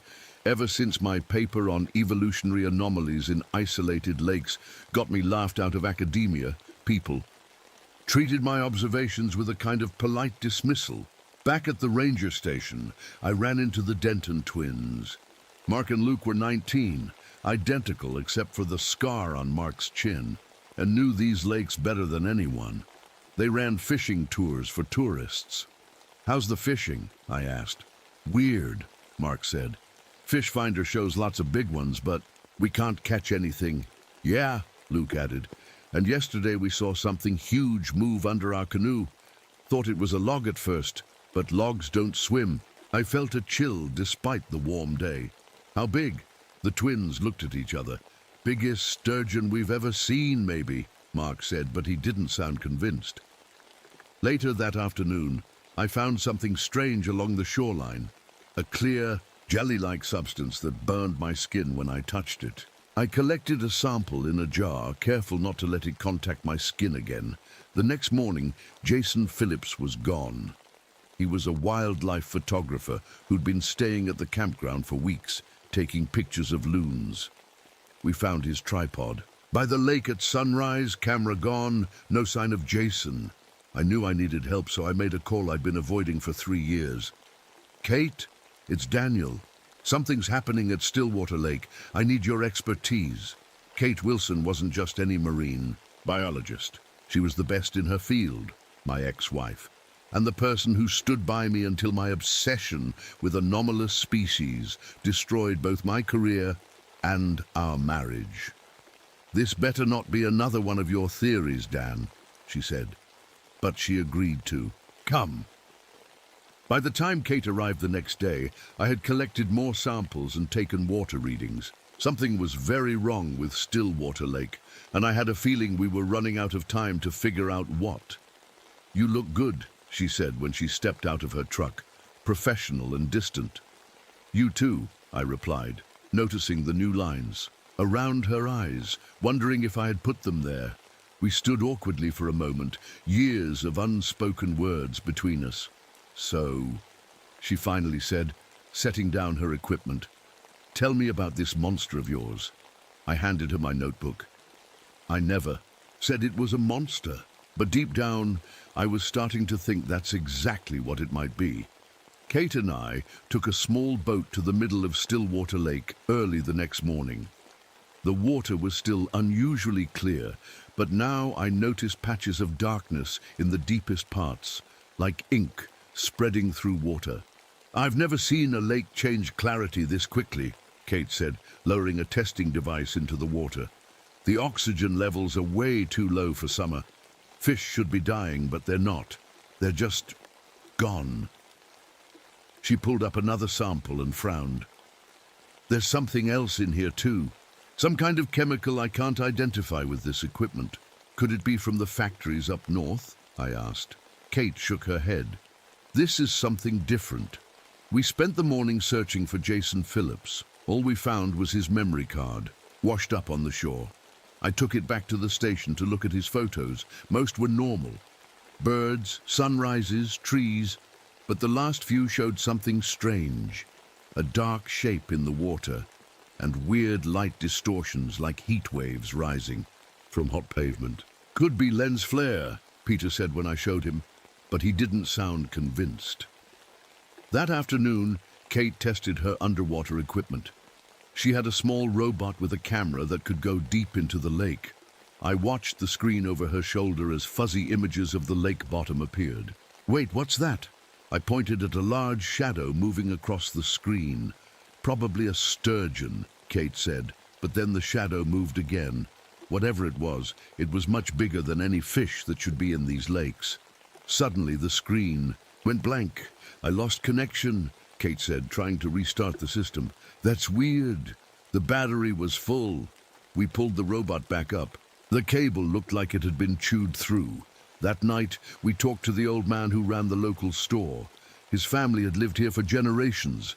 My grandfather used to tell stories, he said, pouring us coffee, about the long one who sleeps in the deepest lake.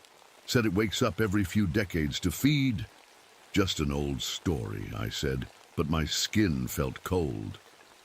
Maybe, the old man replied. But folks went missing in the 50s too, and before that in the 1910s, always the same lake. Back at the ranger station, I dug through old records. The old man was right. Clusters of missing persons cases around Stillwater Lake, spaced about 30 to 40 years apart. Dan, look at this, Kate called from her computer. She'd been analyzing water samples all evening. The chemical composition is all wrong. It's like nothing I've seen in a natural lake. The next morning, we decided to explore the lake more thoroughly. Mark Denton offered to help us, saying his brother was out on another tour. There's an underwater cave system on the north side, Mark told us. Luke and I found it last summer. It's pretty deep. We took diving gear and headed to the spot Mark described. Kate went down first, then me, with Mark waiting in the boat. The underwater world was eerily silent. The cave entrance was about 20 feet down, a dark mouth in the rock wall. Kate pointed her light inside and swam forward. I followed. The cave opened into a larger chamber.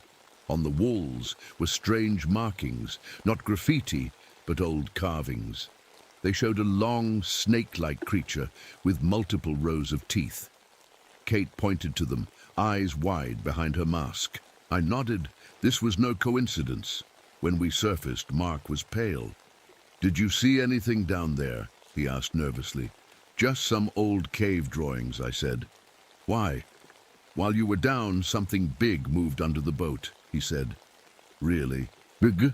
That evening, Peter showed up at my cabin. He smelled like whiskey, but his eyes were clear.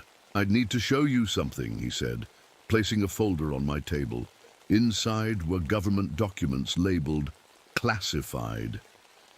"Where did you get these?" I asked. "I've been here longer than you think," Peter said. "In 75, people from the government came to test the water, said they detected a radiation spike. But they weren't just testing, they were looking for something. The documents mentioned anomalous biological readings and electromagnetic disturbances in Stillwater Lake. "Why didn't you tell me this before?" I demanded. Peter looked away. "They made me sign papers, said it was national security. But after Jason disappeared," his voice trailed off. Our radios crackled with static, making us both jump. Lately, all our electronics had been acting strange near the water. Radios cutting out, boat engines dying. "Daniel," Kate's voice came through the static, "you need to see this." Mark went diving again. "He's hurt." We rushed to the medical cabin where Kate was treating Mark. He had long, clean cuts across his chest and back. "Something grabbed me," Mark gasped. "I didn't see it, but I felt it. Cold and slippery, like touching a live wire." While Kate bandaged him, I checked the sonar data she'd collected earlier. There it was, a massive reading, way too big for A sturgeon or any fish that should be in these lakes, whatever it was, measured at least 30 feet long. We need to tell someone, Kate said. Who? I asked. The same government that's been hiding this for years. We need more evidence first. As if on cue, the door opened. A woman in a crisp government windbreaker stood there, flanked by 2 men. And carrying equipment, Dr. Helena Nowak, she introduced herself. Department of Environmental Protection. We've been monitoring the situation and came to assist. Her smile didn't reach her eyes. I didn't trust her for a second. The truth about Stillwater. Lake was about to get much darker, and I wasn't sure any of us were ready for it. Dr. Nowak took over the main office at the ranger station, setting up her equipment and asking lots of questions. But I noticed she answered very few of our own. We're just here to help with the water. Equality issues, she said whenever I pressed for details. Standard procedure after environmental complaints. But nothing about this felt standard. The men with her carried cases with government logos I didn't recognize, and they set up strange devices along the shoreline.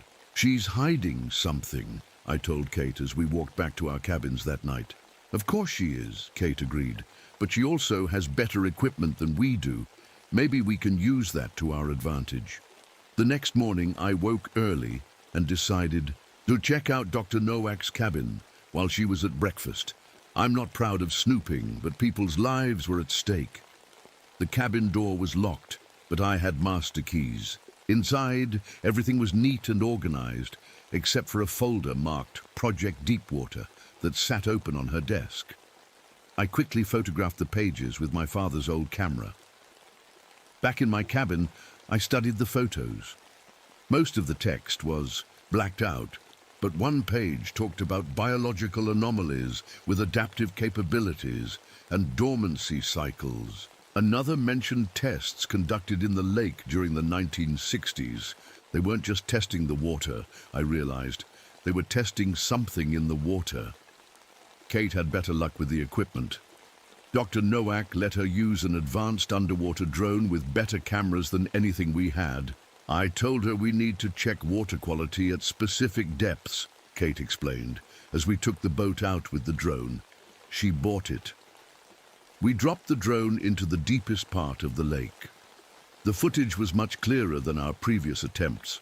We could see the rocky bottom, fallen trees, and there, Kate pointed to a dark opening in the lake floor, another cave entrance. As the drone approached the cave, something moved at the edge of the frame, something long and pale that reflected the drone's lights in a strange way. What was that? I whispered, even though we were alone on the boat. Kate steered the drone toward where we'd seen movement. For a moment there was nothing, and then the screen exploded with movement, a massive eel-like shape with skin so thin it looked almost transparent. I could see dark shapes of internal organs pulsing inside. The creature had a head like nothing I'd ever seen, with row after row of teeth and strange glowing parts that looked like fishing lures. And then the screen went black. Connection lost. The drone's control panel beeped. Did you see that? Kate's voice shook. Did you see the size of it? I nodded, my mouth dry. The drone must have a backup memory card. We need that footage. But when we pulled up the drone's retrieval line, all we got was a frayed cable end. The drone was gone. That night, Luke Denton didn't come back from a late fishing trip. We found his canoe the next morning, flipped over near the same deep area where we'd lost the drone. While the search for Luke continued, Mark showed me something he'd found washed up on shore, a long, transparent material like shed snakeskin, but bigger than any snake I'd ever seen. I took it to Kate, who put it under her portable microscope. This isn't from any known species in these lakes, she said. The cell structure is all wrong. It's like, I don't even know what it's like. Dr. Nowak overheard us and asked to see the sample. Her reaction told me everything. She recognized it.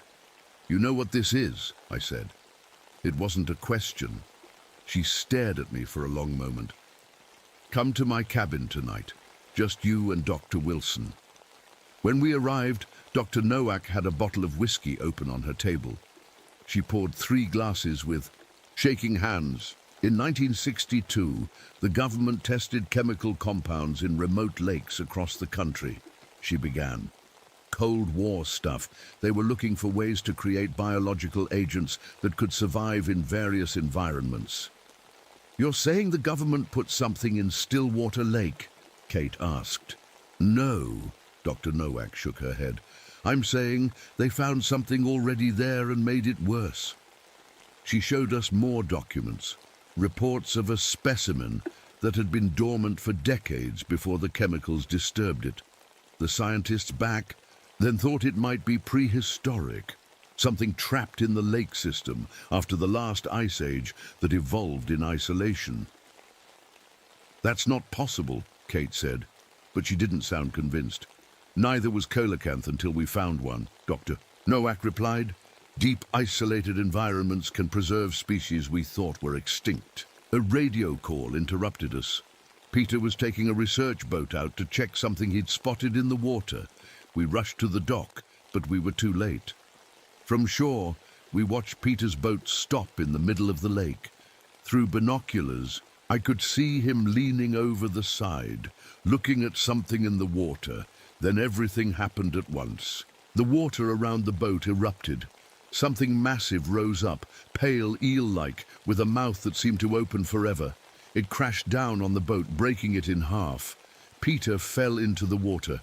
For a moment, I saw him thrashing, trying to swim. Then he was yanked under, leaving nothing but ripples. "It's hunting us now," Dr. Nowak whispered. Back at the station, Kate analyzed the samples we had collected. "This doesn't make sense," she said, looking up from her microscope. "Based on these tissue samples, this creature shouldn't be able to exist. It has features from eels, deep-sea fish, and even some reptiles.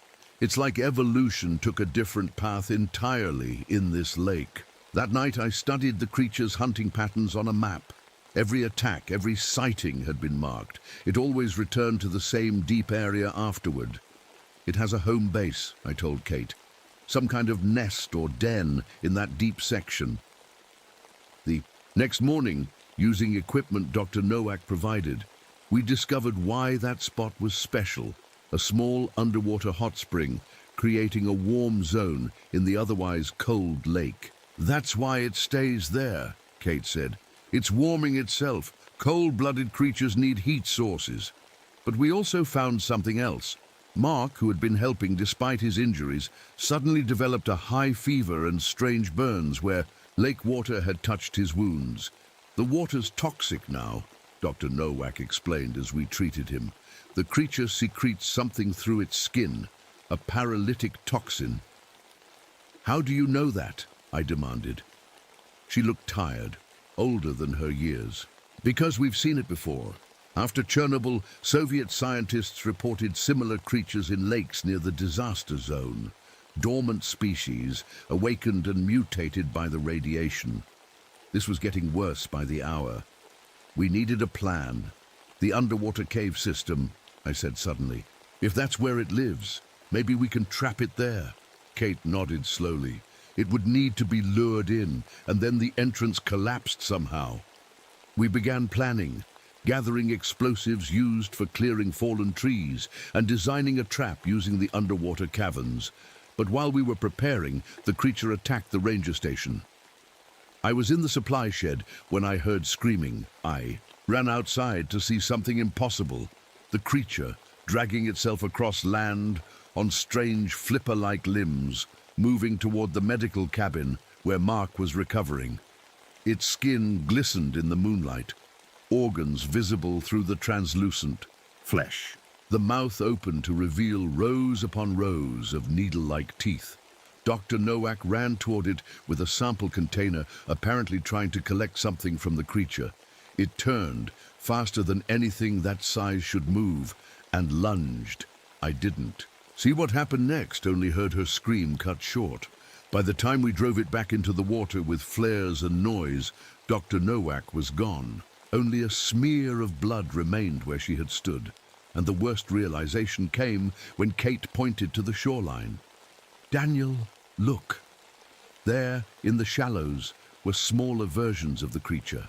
3 of them, each about 6 feet long, slipping into the deeper water. "It's not just hunting," Kate whispered. "It's reproducing." We had to stop it now before it was too late. Morning came with a heavy fog over Stillwater Lake. We were down to just 3 of us now, me, Kate and Mark, who was still sick but refusing to leave. "We need to understand its patterns better," Kate said as we sat around the map. "Every predator has habits, weaknesses." I nodded. "It always returns to the deep zone with the thermal vent, and it seems most active at dawn and dusk, classic ambush predator behavior." We gathered what we knew. The creature could survive on land for short periods. It secreted a toxic substance through its skin. It could somehow disrupt electronics, and it had produced offspring. "If we don't stop it, these babies will spread to other lakes through the connecting streams," I said, tracing the waterways on the map. Mark coughed, his face pale and sweaty. The strange burns where the water had touched his wounds were spreading, turning dark purple. "We need to get you to a hospital," Kate told him. "No," Mark shook his head. "Not until we find Luke. He could still be alive." We all knew that wasn't true, but nobody said it. Using Dr. Nowak's equipment, we set up underwater microphones around the lake. By midday, we were picking up strange sounds, clicking and humming that didn't match any known fish species. "It's using sound to communicate," Kate realized, "like whales or dolphins. Or to hunt," I added. "Many predators use sound to stun or confuse prey." We also noticed something else. The creature seemed attracted to electrical equipment. Every time we put something electronic in the water, it would investigate within hours. "It senses electromagnetic fields," Kate explained. "Like sharks. That's how it finds prey in murky water."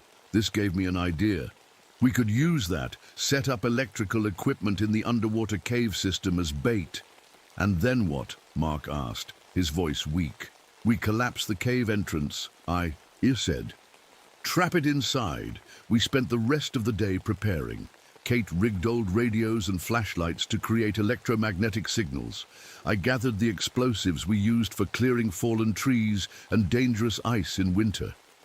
Mark studied the map of the cave system, marking the best spots for our trap. As evening approached, we loaded our boat. The plan was simple but dangerous. Kate would place the electrical lures deep in the cave system. I would set the explosives at key points near the entrance. Once the creature went in, we'd trigger the explosion and seal it inside. "What about the babies?" Mark asked. "One problem at a time," I said. "We deal with the big one first." Just as we were about to leave, the radio crackled with static. "Hello? Anyone there?" A weak voice came through. Mark grabbed the radio. "Luke! Luke! Is that you?" More static then. "Trapped, cave, water rising." We looked at each other in shock. Luke was alive, and he was somewhere in the same cave system we were about to collapse. "We have to get him out first," Mark said, already grabbing extra diving gear. "It's too dangerous," I argued. "That thing is probably using him as bait." "He's my brother," Mark said simply. I couldn't argue with that. We adjusted our plan. We would try to find Luke first, then set the trap. The sun was setting as we reached the spot above the underwater cave entrance. The lake was unnaturally still, like glass. "I don't like this," Kate whispered. "It's too." "And quiet."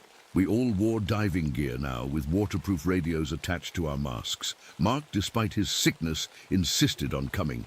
"I can hear you both through the radio," I tested. "Remember, we go in, find Luke if possible, set the lures and charges, then get out fast." Kate went first, then Mark, then me. The water was colder than I expected, and darker. Our dive lights cut small tunnels through the blackness. The cave entrance looked like a mouth waiting to swallow us. I pushed away the thought and followed the others inside. The main tunnel branched into smaller passages, about 50 feet in. We had agreed to stay together, but it was tight in some spots, forcing us to go single file. "Left tunnel," Kate's voice came through the radio. "The thermal readings are stronger this way. We swam deeper into the earth.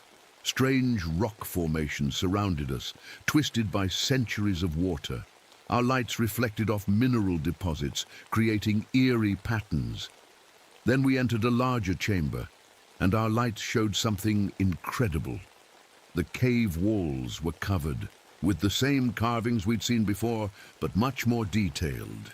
They told a story, early settlers or Native Americans encountering the creature, worshipping it, fearing it.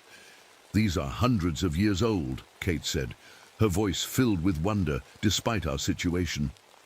"Guys," Mark called from across the chamber. "I found something." He was pointing his light at a small opening near the chamber floor. Something reflected back. Metal. We swam closer. It was a dive tank lodged in the narrow passage. "Luke," Mark called into his radio. "Luke, can you hear us?" A faint tapping sound answered, coming from beyond the passage. "He's in there," Mark said, already trying to squeeze through the opening.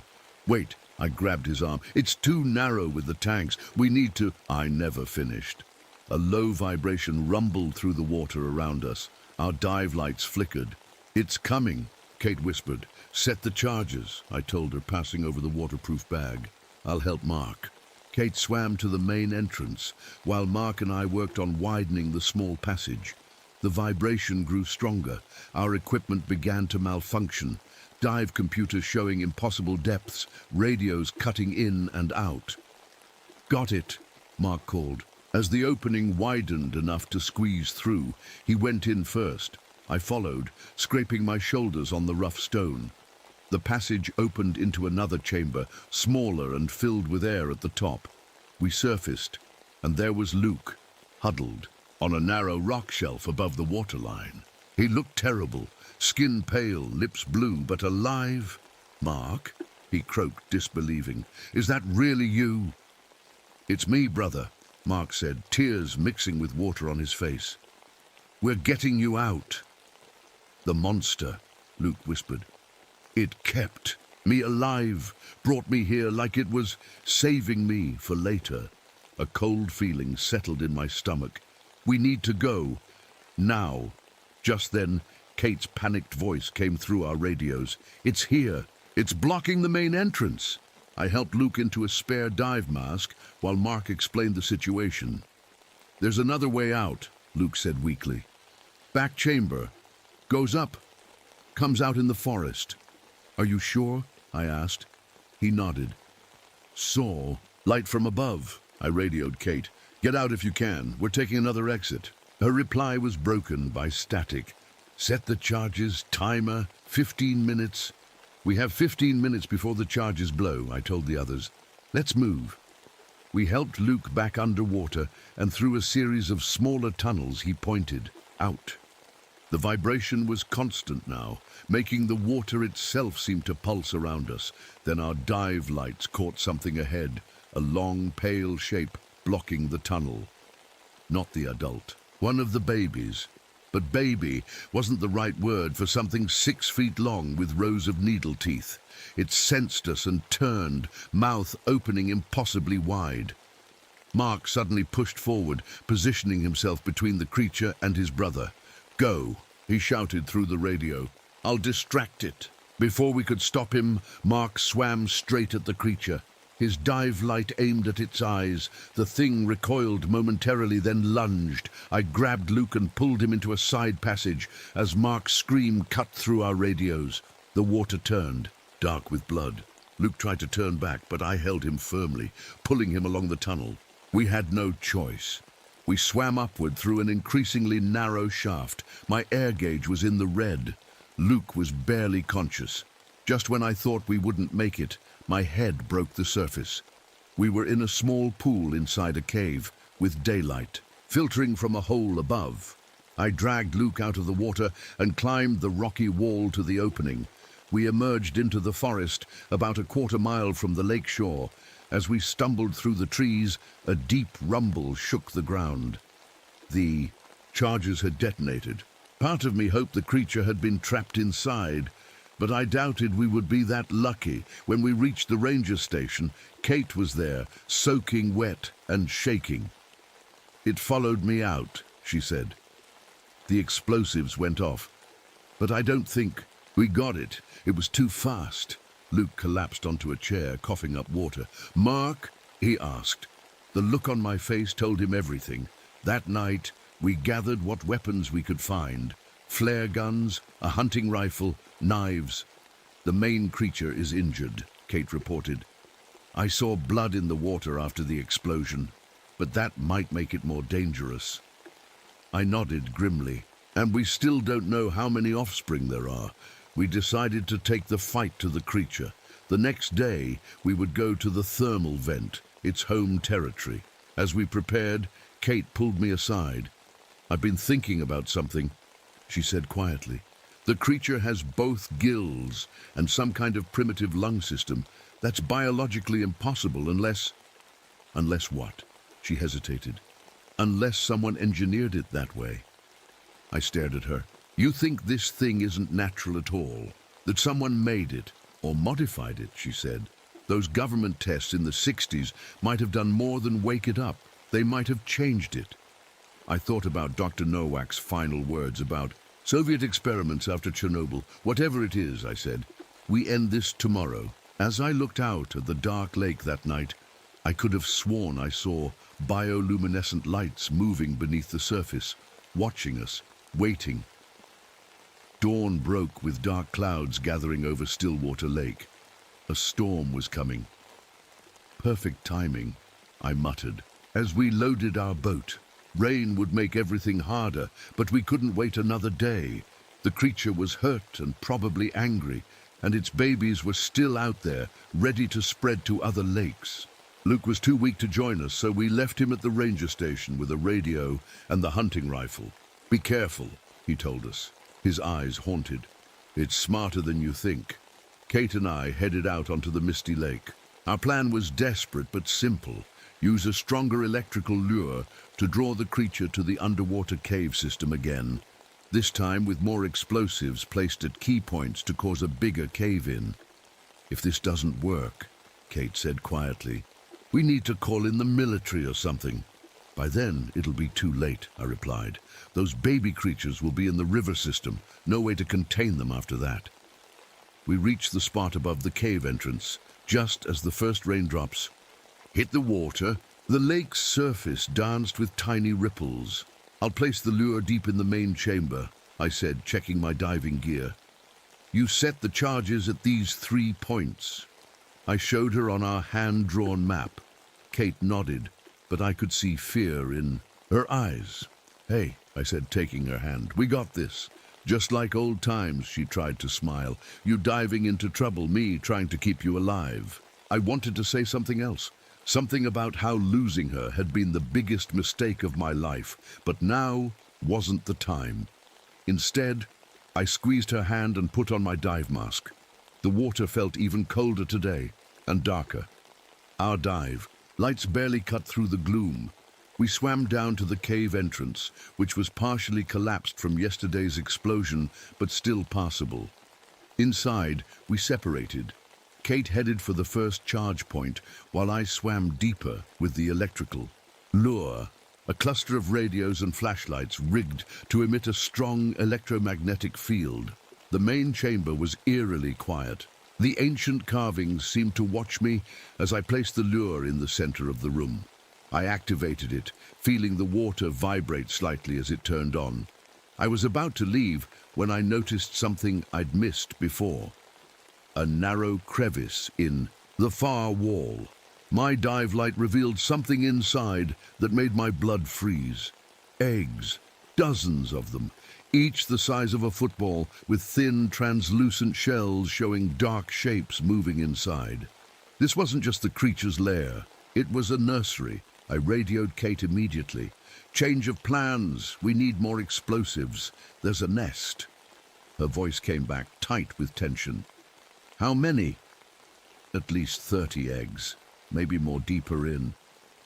I can redirect the charges, she said, but I'll need help. I swam back toward her position, trying to ignore the feeling that I was being watched. We worked quickly, moving the explosives to create a blast that would collapse the entire egg chamber. It was risky, we'd have less control over the cave-in. B, but we had to destroy those eggs. Timer set for 10 minutes, Kate said as we finished. Let's get out of here. We swam toward the exit, pushing hard against the increasing current. The storm above was affecting the water flow, making it harder to navigate the narrow passages. Then, my dive light caught something ahead, a pale, ghostly shape blocking our path. Not one of the babies, the adult. It filled the tunnel completely, its massive body undulating slowly. In the light, I could see the wounds from yesterday's explosion, dark gashes across its side that leaked a strange, glowing fluid. But what struck me most were its eyes, black and intelligent, watching us with what could only be described as hatred. Back, I signaled to Kate. Alternative exit. We turned and swam toward the back chamber Luke had mentioned, the one with the forest exit. The creature followed, moving with surprising speed despite its injuries. The narrow tunnel that led to the air pocket was just ahead when Kate suddenly cried out. I turned to see the creature had grabbed her dive tank with its mouth, pulling her backward. Without thinking, I swam back, pulling my diving knife. I stabbed at the creature's eye, connecting with a solid hit. It released Kate with a sound I felt, rather than heard, a deep vibration that shook my entire body. We pushed forward into the narrow tunnel, scraping through just as the creature lunged again. We surfaced in the air pocket, gasping. 5 minutes until the charges blow. Kate wheezed, checking her watch. We'll never make it out in time, I said, looking at the hole in the ceiling. It was at least a 30-foot climb up slippery rock. Just then, a splash behind us announced the creature had found another way in. Its massive head broke the surface, mouth opening to reveal rows of teeth. Go! I shouted, pushing Kate toward the rock wall. Climb! As she scrambled up the rocks, I faced the creature. I had one weapon left, my father's old underwater camera with its powerful flash system. The creature lunged forward, and I triggered the flash directly into its eyes. It recoiled with a screech, giving me time to start climbing.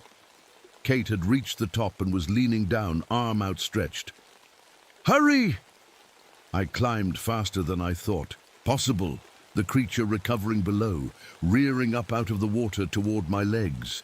Kate's hand caught mine, just as teeth snapped where my foot had been. She pulled with surprising strength, hauling me up and out onto the forest floor. We ran through the trees as the ground began to shake. The explosives were detonating one after another. Behind us, a section of forest suddenly collapsed as the cave system below gave way. A terrible scream echoed through the trees. Not animal, not human, but something in between. Then silence. Rain poured down as we made our way back to the ranger station. Luke was waiting on the porch, rifle ready. Did you get it? He asked. I think so, I said, though I wasn't entirely convinced. We collapsed the nest. We spent a tense night listening to the storm rage outside. None of us slept. Morning came with clearing skies and a strange calm. Kate and I took the boat out one last time to check. The lake's surface was littered with dead fish, but there was no sign of the creature or its offspring. The water's clearing up, Kate noted, testing a sample. Oxygen levels returning to normal. So it's over? I asked. She didn't answer right away. The nest is destroyed. The adult is either dead or badly wounded. But these lakes connect to other lakes, and we don't know if there were more babies we missed. We headed back to shore. There would be reports to file, explanations to make, a cover story to create. Mark's body would never be recovered. Jason's disappearance would remain a mystery to all but us. A week later, Kate was preparing to leave. Government officials had come and gone, taking samples and Dr. Nowak's equipment. They asked few questions and seemed unsurprised by our edited version of events. They knew, Kate said as we walked by the now peaceful lake. They've always known about it. Will you tell them the truth in your report? I asked. She shook her head. Would anyone believe it? A prehistoric creature mutated by government experiments? She was right. Our academic careers had been ruined by far less fantastic claims. "What will you do now?" she asked. "Stay here," I said. "Monitor the lake. Make sure it doesn't come back." "Alone?" I looked at her, at the face I'd loved and lost. "That depends." She didn't answer, but she didn't pull away when I took her hand. 3 months later, I was still at Stillwater. The lake had returned to normal. Fish populations were slowly recovering. Tourists had returned, unaware of what had happened beneath the placid surface. Kate had gone back to her research position, but called often. We were trying to rebuild what we'd lost, one conversation at a time. On a calm October evening, I took my boat out to the center of the lake. The sunset painted the water gold and red. I dropped my testing equipment over the side, a weekly ritual now. As I waited for the readings, I heard a strange sound, like static on a radio that wasn't there. My instruments suddenly went haywire, numbers jumping erratically. Then it passed. Everything returned to normal. But as I started the boat engine to head back, I glanced down and saw something that made my heart stop. A bioluminescent glow, deep below the surface, moving slowly away from my boat. My radio crackled to life with a burst of static. Through the noise, I could have sworn I heard a voice, Kate's voice, though she was hundreds of miles away. "Daniel," it seemed to say, "it's not over." I stared at the now dark water, wondering if I'd imagined it all. Then I started my engine and headed for shore, already reaching for my phone to call Kate. Some things refuse to stay buried. Some depths never truly give up their secrets. And Stillwater Lake was deeper than anyone knew.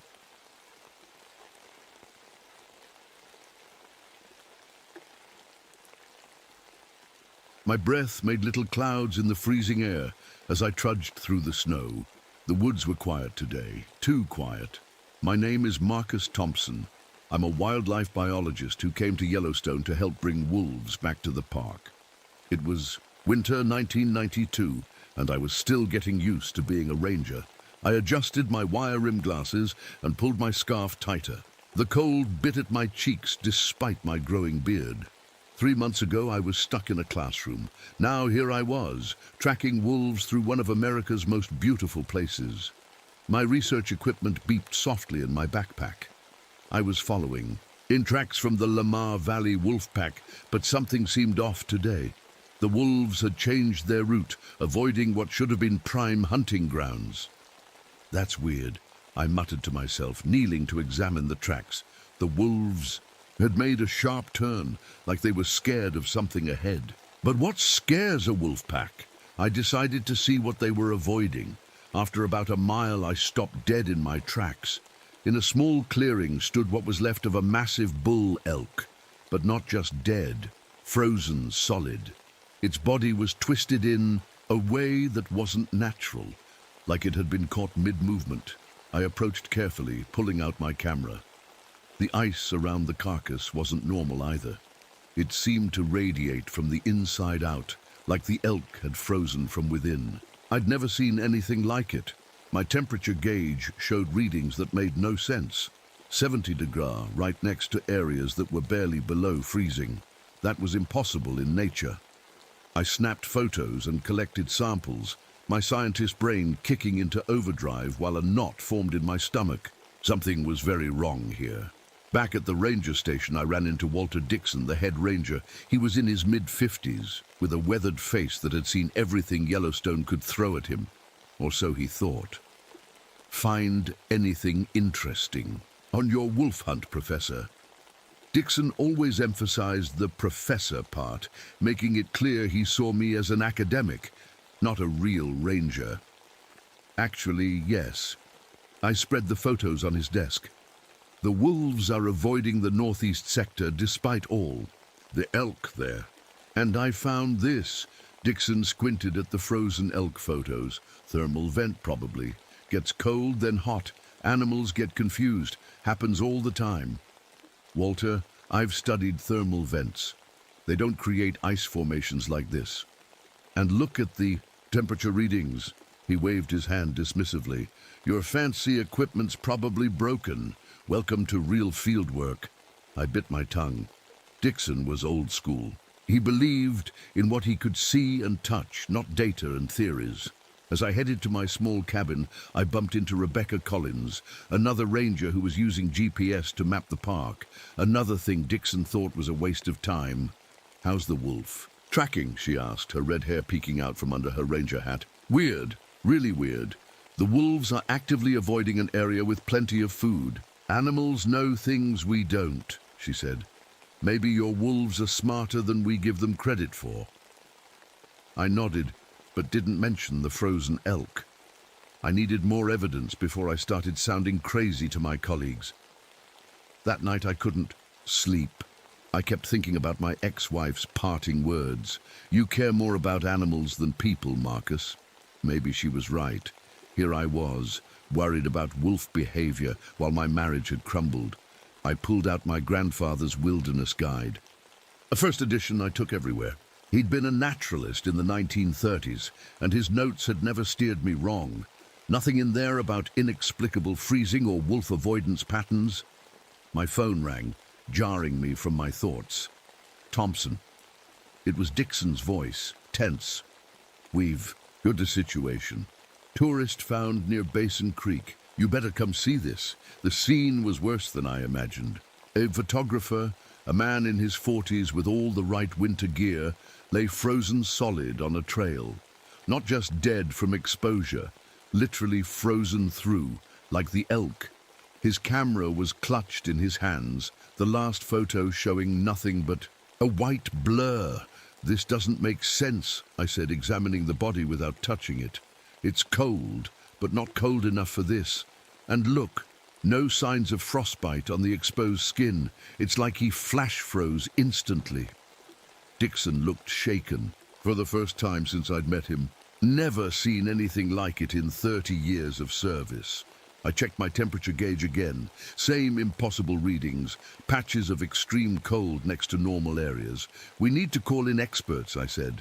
For once, Dixon didn't argue. Dr. Elaine Parker arrived the next day from the University of Wyoming. She specialized in Yellowstone's geothermal features and had been studying unusual activity in the geyser basins. The thermal system is acting up all over the park, she explained as we hiked back to where I'd found the elk.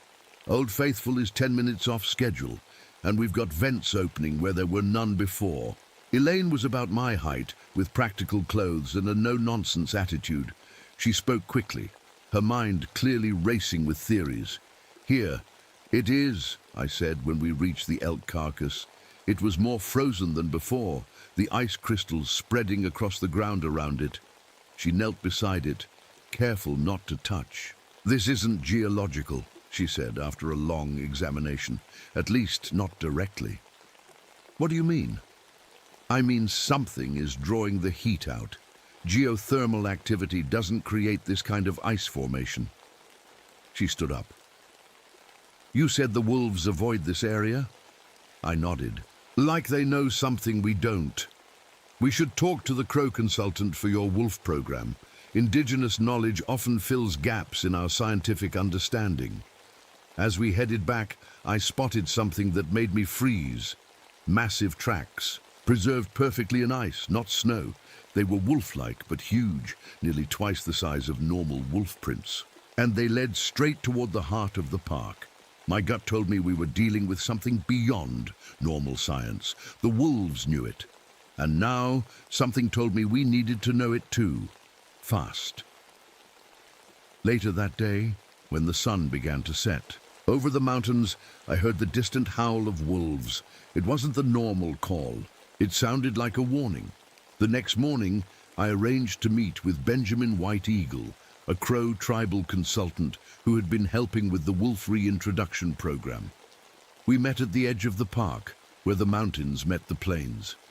Benjamin was in his 60s, with long gray hair and eyes that missed nothing. He listened carefully as I described what I'd found. The elders speak of times when the park becomes dangerous, he said when I finished. They call it the cold that walks. It awakens when the Earth's fires stir beneath the ice. You mean when there's increased geothermal activity? I asked. He nodded. Your scientists and my people see the same truth through different eyes. Have there been other incidents like this? I asked. My grandfather told of frozen deaths in the 1930s, and before that, the first white trappers reported similar stories in the 1870s. He looked at me seriously. Both times, the springs and geysers behaved strangely as they do now. A chill ran down my spine that had nothing to do with the winter air. What is it? This cold that walks? Benjamin shook his head. Something old. Something that was here long before us. It sleeps in the ice until the Earth's heat wakes it. It hungers after its long sleep. I wanted to dismiss it as legend, but the frozen elk and the dead photographer weren't legends. They were real, and so were those massive tracks I'd found. Will you help us? I asked. I will share what knowledge I have, he said. But I will not enter its hunting grounds. Neither should you, Dr. Thompson. The wolves are wise to avoid it. As I drove back to the ranger station, I couldn't shake the feeling that we were facing something beyond our understanding. The rational scientist in me wanted evidence, explanations. But another part, perhaps the part that had always connected with animals, sensed a predator unlike anything in our textbooks. And if Benjamin was right, it was fully awake and hunting. The next morning, Elaine and I set out to find answers. The sky was clear blue, but the air had that special kind of cold that makes your nose hairs freeze. We were headed to an ice cave I'd spotted on my last patrol, one that shouldn't exist in an area known for its hot springs. How long have you been studying Yellowstone's thermal features? I asked, as we trudged through knee-deep snow. Almost 10 years, Elaine said, checking her compass. But I've never seen the kind of readings we're getting now. It's like the whole system is confused. The ice cave appeared ahead, its entrance a dark blue mouth in the white hillside.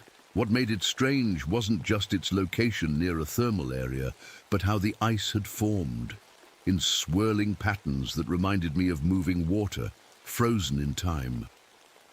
This isn't natural, Elaine whispered as we entered, our headlamps casting long shadows on the ice walls. The cold inside was different, sharper, more alive somehow. Our breath hung in clouds that barely moved. The walls weren't smooth like normal ice caves, but formed in rippling patterns, almost like something had shaped them deliberately. Look at this. Elaine pointed her light at a section of wall. Embedded in the ice was a pocket watch, the kind men carried in the 1870s. Next to it was what looked like the remains of an old camera, 1930s vintage. Those time periods match what Benjamin mentioned, I said, my voice sounding small in the cave.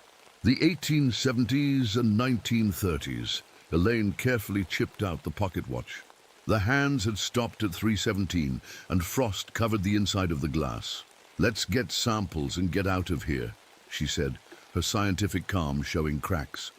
Something about this place feels wrong. I couldn't argue with that. Back at the ranger station, I spread out old park records while Elaine analyzed her ice samples. Rebecca joined us, bringing her laptop with GPS mapping data. I found something weird, she said, turning the screen to face us. I've been tracking temperature anomalies across the park. Look at the pattern. The screen showed cold spots moving across the park map, not randomly, but in what looked like deliberate paths. They follow game trails, I realized. Hunting, routes. Exactly, Rebecca nodded. And there's more. The cold spots converge here. She pointed to an area near the eastern boundary. Every night around midnight. That's where the old Crow burial grounds are, I said. Benjamin mentioned it was sacred space. Elaine looked up from her microscope. These ice samples are unlike anything I've seen. The molecular structure is impossible. It's as if the water molecules have been rearranged into a completely different pattern. English, please. Dixon said, walking in with coffee. He'd been unusually quiet since finding the frozen photographer. The ice isn't forming naturally, Elaine explained simply. Something is actively changing water into this special kind of ice. Before anyone could respond, the radio crackled. "Base, this is Patrol 4. We've got another body. Hunter, about a mile east of Blacktail Creek. This victim was worse than the first. The hunter was partially frozen, his torso solid ice, while his limbs remained normal. Most disturbing was his chest cavity, which had been opened and emptied. Yet there was no blood. Just crystalline frost where his organs should have been. I knelt beside the body, careful not to touch it. The cold preserved everything. No predator marks, no scavengers. "What kind of animal does this?" Dixon asked, his face pale beneath his tan. "I don't think it's any animal we've documented," I said quietly. Back in my cabin that night, I downloaded images from my research cameras, motion-activated units I'd placed around the park to track wolf movements. Most showed nothing unusual, but one had captured something that made my blood run cold. The image was blurry, taken at night, but it clearly showed a massive, wolf-like creature moving through the trees. Its fur appeared transparent, almost glass-like, and I could make out dark shapes beneath, organs visible through the ice-like coat. Most disturbing were its antlers. Not like a deer's, but twisted formations that seemed to be made of the same transparent material as its fur. I stared at the image for a long time, trying to make sense of it. Nothing in my scientific training prepared me for this. I thought of the wolves avoiding certain areas, the strange ice formations, the impossible temperatures. Something ancient was hunting in Yellowstone, and we were in its territory. Dixon wasn't. Convinced. Could be lens flare, equipment malfunction, he said when I showed him the image. Besides, we've got tourists and staff to protect. I'm organizing a hunting party. "Walter, you can't just hunt this thing," I argued. "We don't know what it is or what it's capable of." "I know it's killed 2 people, he snapped. "That's enough for me." I couldn't change his mind. By noon, he'd assembled a team of 4 rangers, all armed with rifles and tranquilizer guns. I insisted on coming along, hoping to prevent a disaster. As we prepared to head out, a rental car pulled into the station parking lot. Out stepped a man in his 60s, bald with thick glasses, and carrying more camera equipment than seemed necessary. "Professor Howard Mitchell," he introduced himself, pumping my hand vigorously. "Cryptozoologist. I've been tracking unusual animal reports for decades." Dixon rolled his eyes. "We don't need ghost hunters, Professor." "Not ghosts," Mitchell corrected. "Cryptids, undocumented animal species. And I've been following reports matching your creature since the 1970s. I was skeptical, but interested. You've heard of something like this before.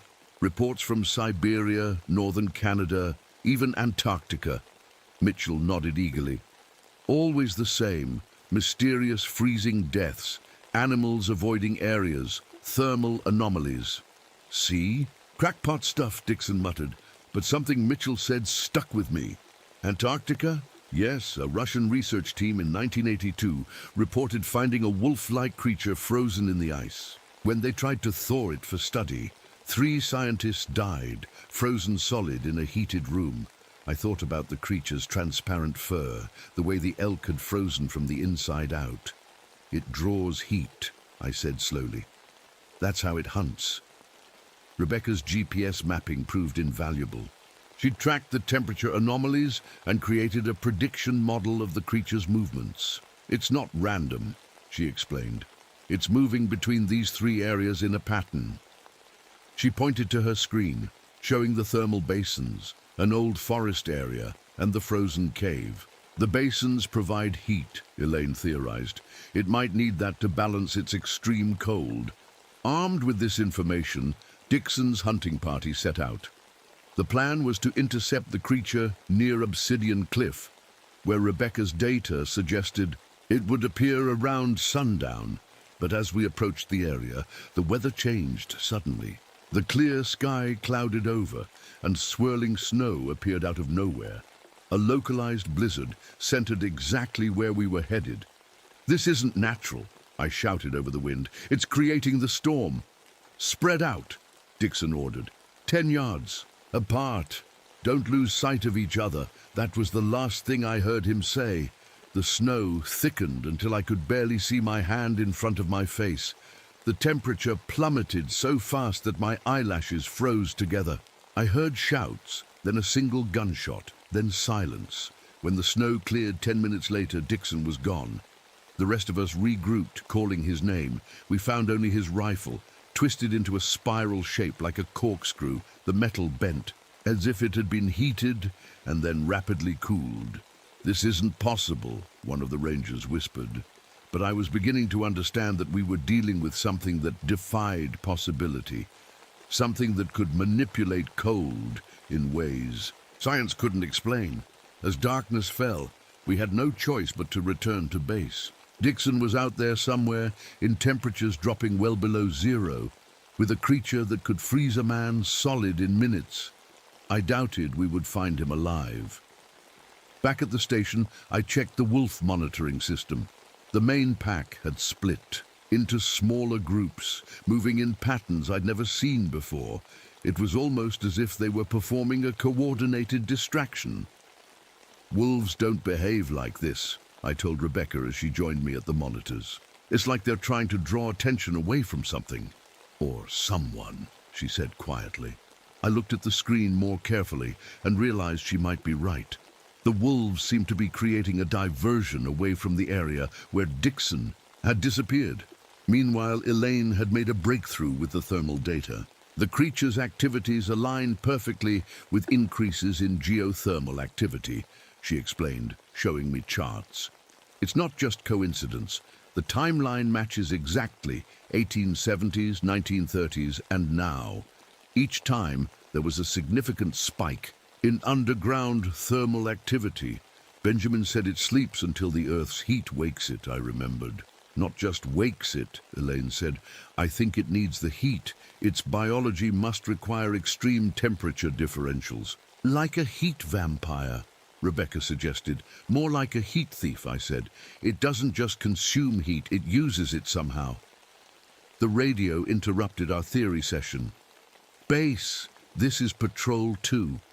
We've found unusual ice formations along the East Ridge. Tunnels of some kind. Request backup." "On our way," I responded, grabbing my gear. The ice tunnels were unlike anything I'd seen before. Perfect tubes running just below the snow surface, branching like veins across the landscape. Thermal imaging showed they extended for miles in all directions. "It's creating a network," I realized, using the tunnels to move quickly through its territory. As we followed one of the larger tunnels, we found claw marks in the ice, massive, grooves that matched the size of the creature in my photo. "It's intelligent," I said, examining the structural support formations in the tunnel. "These aren't random. It's engineering these passages." Suddenly, Rebecca's equipment began beeping rapidly.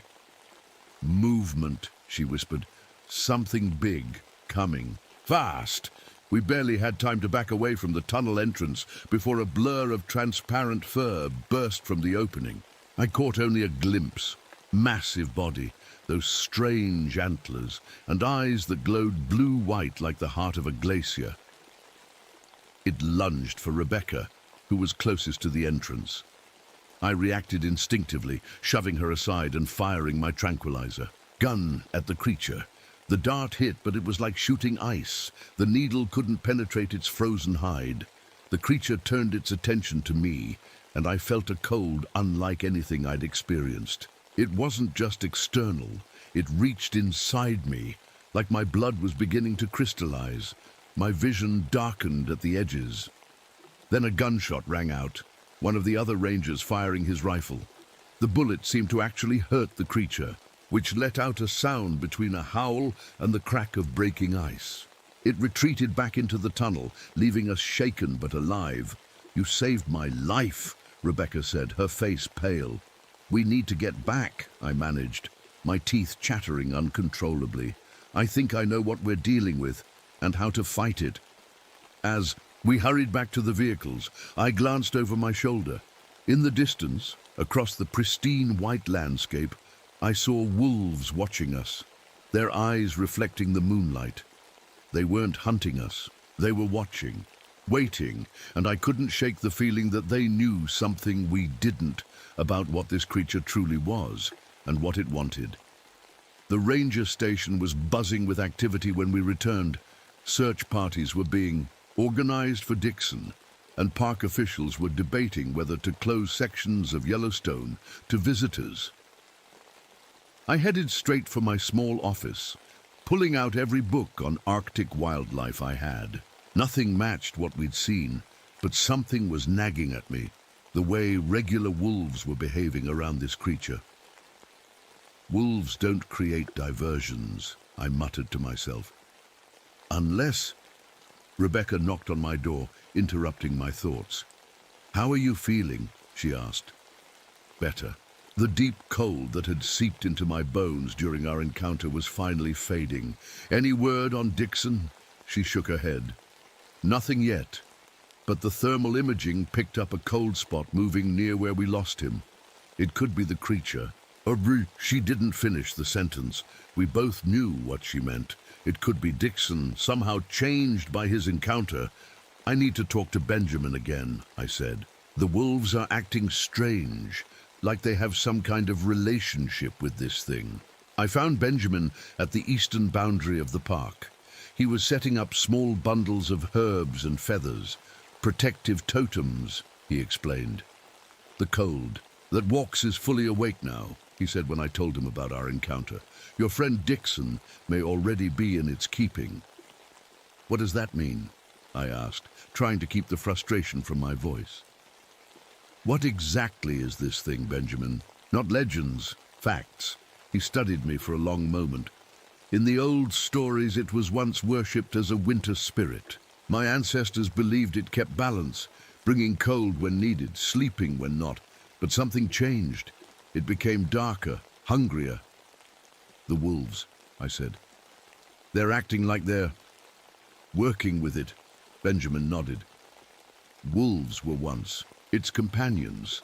Some say the first wolves were its children." A thought struck me.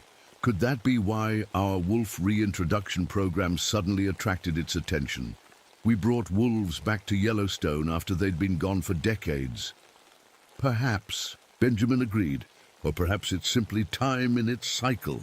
"How was it stopped before?" I asked. Benjamin's face darkened. "Many died to send it back to sleep, but it was never truly defeated, only returned to its slumber beneath the ice."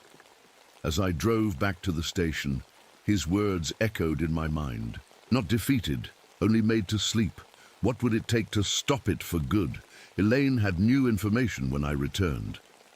"I've been studying the thermal data more carefully," she said, showing me a map of the park with colored areas representing temperature changes. "There's a pattern to its hunting. It stores heat like a battery charging, then it expends that energy in bursts." "For what purpose?" I asked. "I think," she hesitated, "I think it's trying to create something.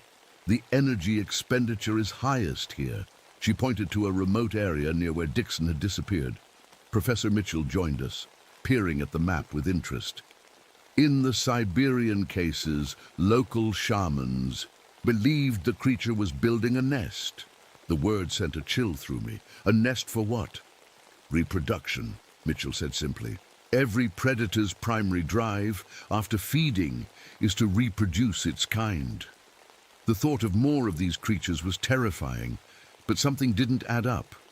"If it's been here since before humans," I said slowly, "why aren't there more already? Why does it appear only every 60 years or so?" "Maybe it can't reproduce easily," Rebecca suggested. "Maybe it needs specific conditions." "Like increased geothermal activity," Elaine added.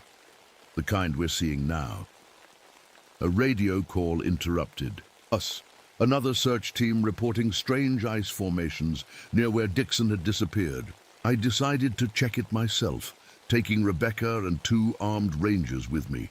The ice formations were like nothing I'd seen before, delicate spires rising from the snow, creating what looked almost like a garden of crystal. Beautiful, but utterly unnatural. It's playing with temperature and moisture, Rebecca said, scanning the area with a thermal camera. Creating art, or architecture, I replied. The structures seem to have purpose, directing wind and light in specific patterns. As we moved deeper into the formation, Rebecca's camera picked up something buried beneath the snow. We carefully dug away the surface layer, revealing a human, shape encased in that same strange, transparent ice.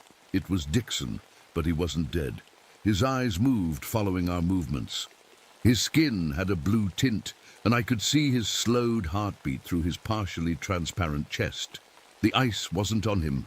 It was part of him, growing from his skin outward. "My God," one of the rangers whispered. "What's happening to him?"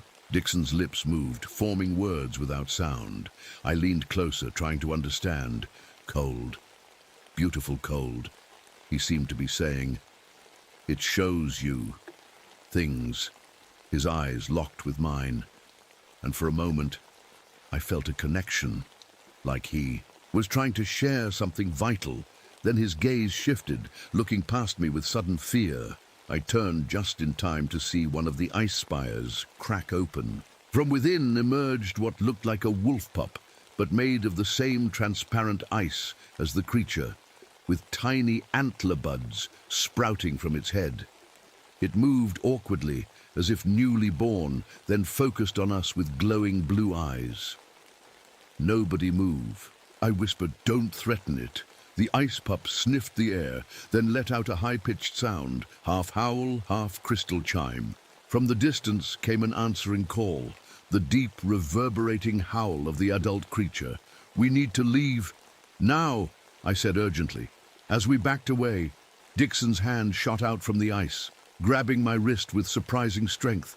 His touch was like dry ice against my skin. "It's changing me," he rasped, "making me like it, not just me, others, old ones, in the cave." Then his grip weakened, and he sank back into his icy cocoon. We retreated to the vehicles as the temperature around us plummeted. The adult creature was coming, and we had no desire to face it again. Back at the station, I treated the frostbite on my wrist where Dixon had grabbed me. His words kept repeating in my mind. "Others, old ones, in the cave. We need to find its lair," I told the others. Dixon mentioned a cave with others, could be previous victims. "Or previous versions of itself," Mitchell suggested. "Some hibernating animals create multiple dens." Elaine studied her thermal maps. "And there's an unusual cold spot here, near the base of Specimen Ridge. Ground temperature is way below normal, even for winter." "That's near where the old glacier used to be," I said, "before it receded." The pieces were starting to fit together. "I think this creature was trapped in glacial ice, maybe for thousands of years. Global warming and increased geothermal activity thawed it out.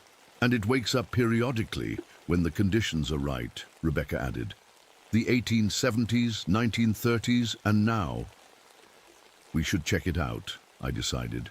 Professor Mitchell insisted on coming along. His knowledge of cryptid lore might be useful, despite Dixon's dismissal of him as a crackpot. Elaine would monitor from base, while Rebecca, Mitchell, and I would investigate the potential lair. The drop in temperature was dramatic as we approached Specimen Ridge. Regular wolves shadowed us from a distance, watching but never interfering.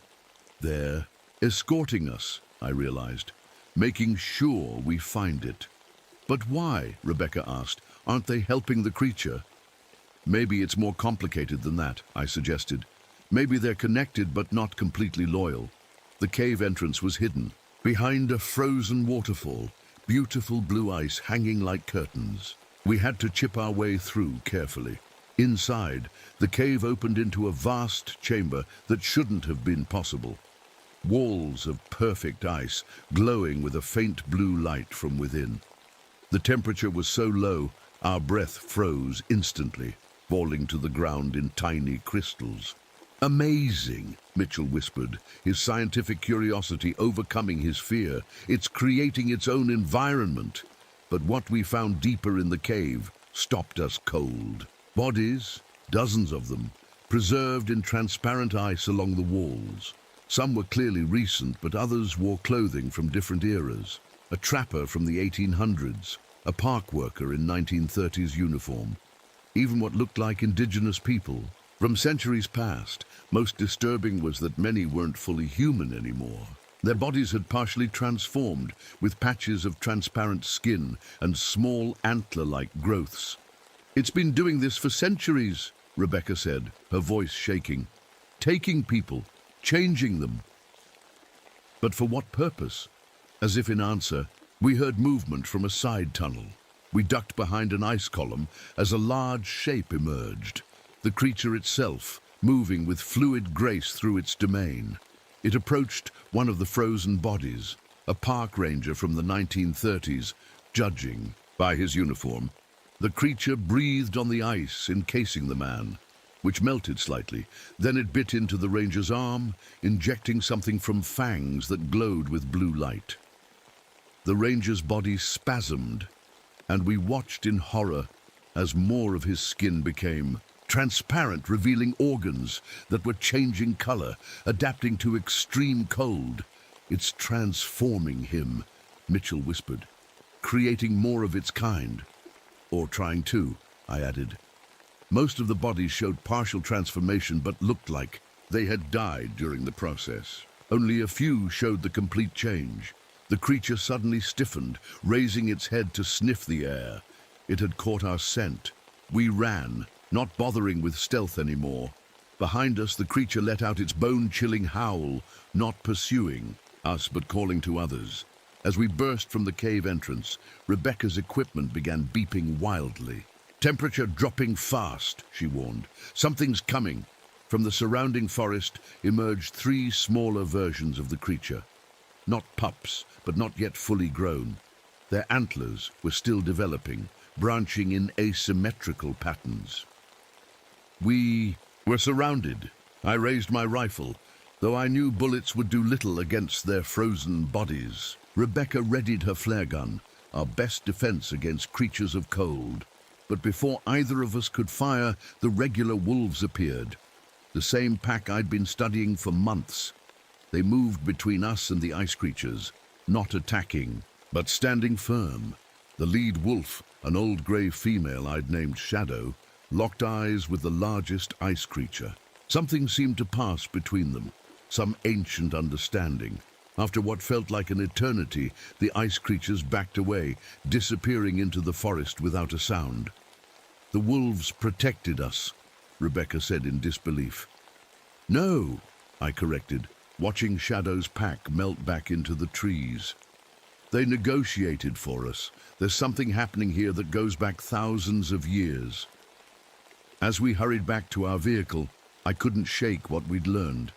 The creature wasn't just killing, it was converting, creating companions or offspring. And Dixon was part of that process now. But why did the regular wolves intervene on our behalf? What ancient pact existed between these species?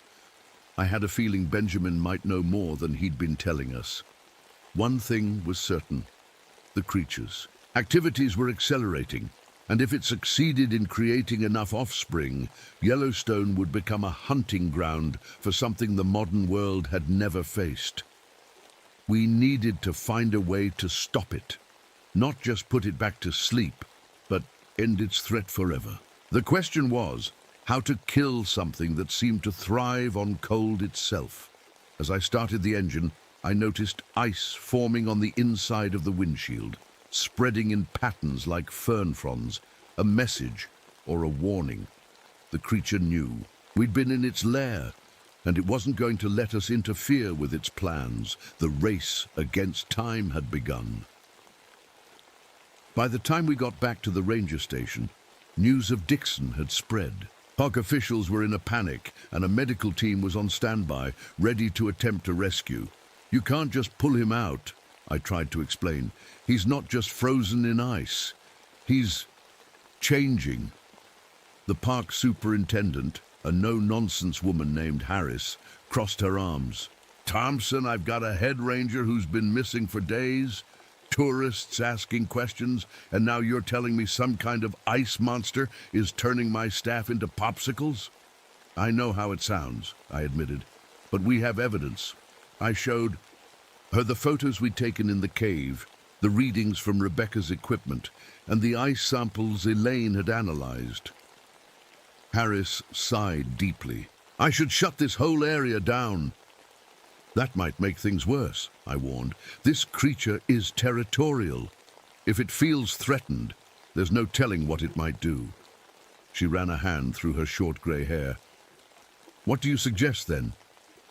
We need to understand it better before we can stop it, I said, and we need to find a way to help Dixon.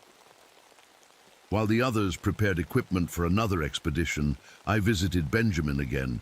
This time, I was more direct. The wolves protected us from the ice creatures, I told him. Why? Benjamin nodded slowly, as if he'd been expecting this question. The stories say that long ago, the Cold Walker tried to make regular wolves into its kind. Most died in the changing. Those that lived remained caught between worlds. Not ice, not flesh, but something else. The first winter wolves, I guessed, yes. But they could not endure the deep cold the Cold Walker needed, so they made a pact. The wolves would be its eyes, its watchers, but remain as they were. In return, it would not turn them anymore. But our wolves aren't descended from those ancient ones, I pointed out. We brought them from Canada just a few years ago.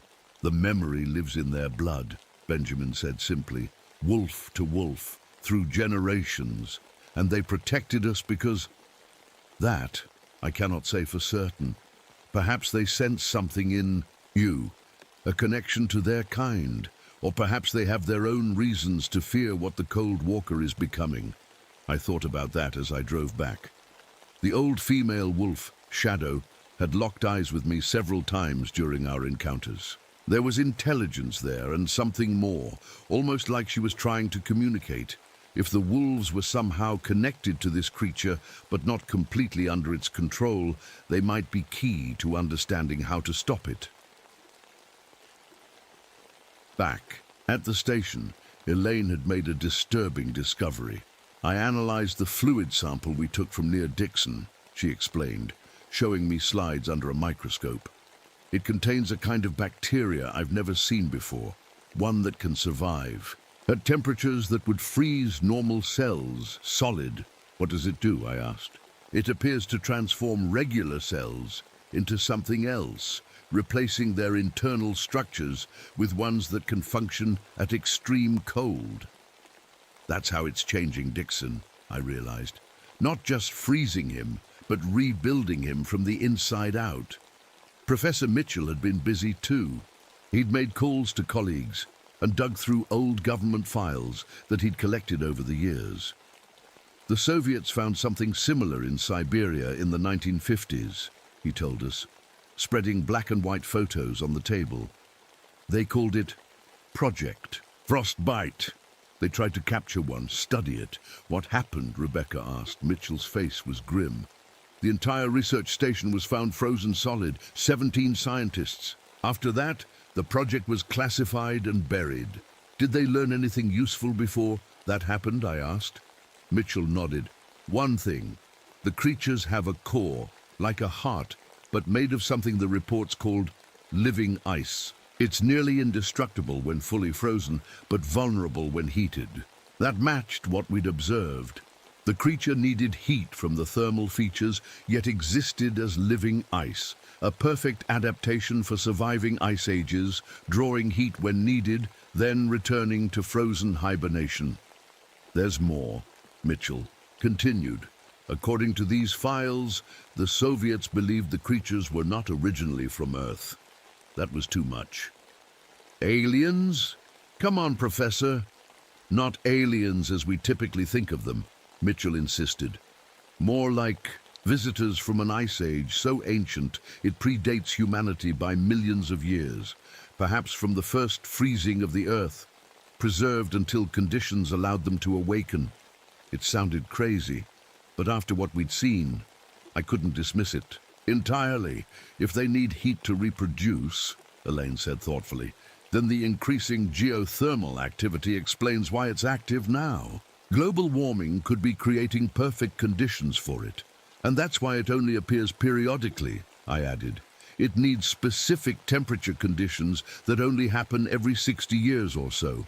A plan was starting to form in my mind. If heat was both necessary for the creature and its weakness, perhaps we could use Yellowstone's own thermal features against it. Before we could develop the plan further, an urgent call came in.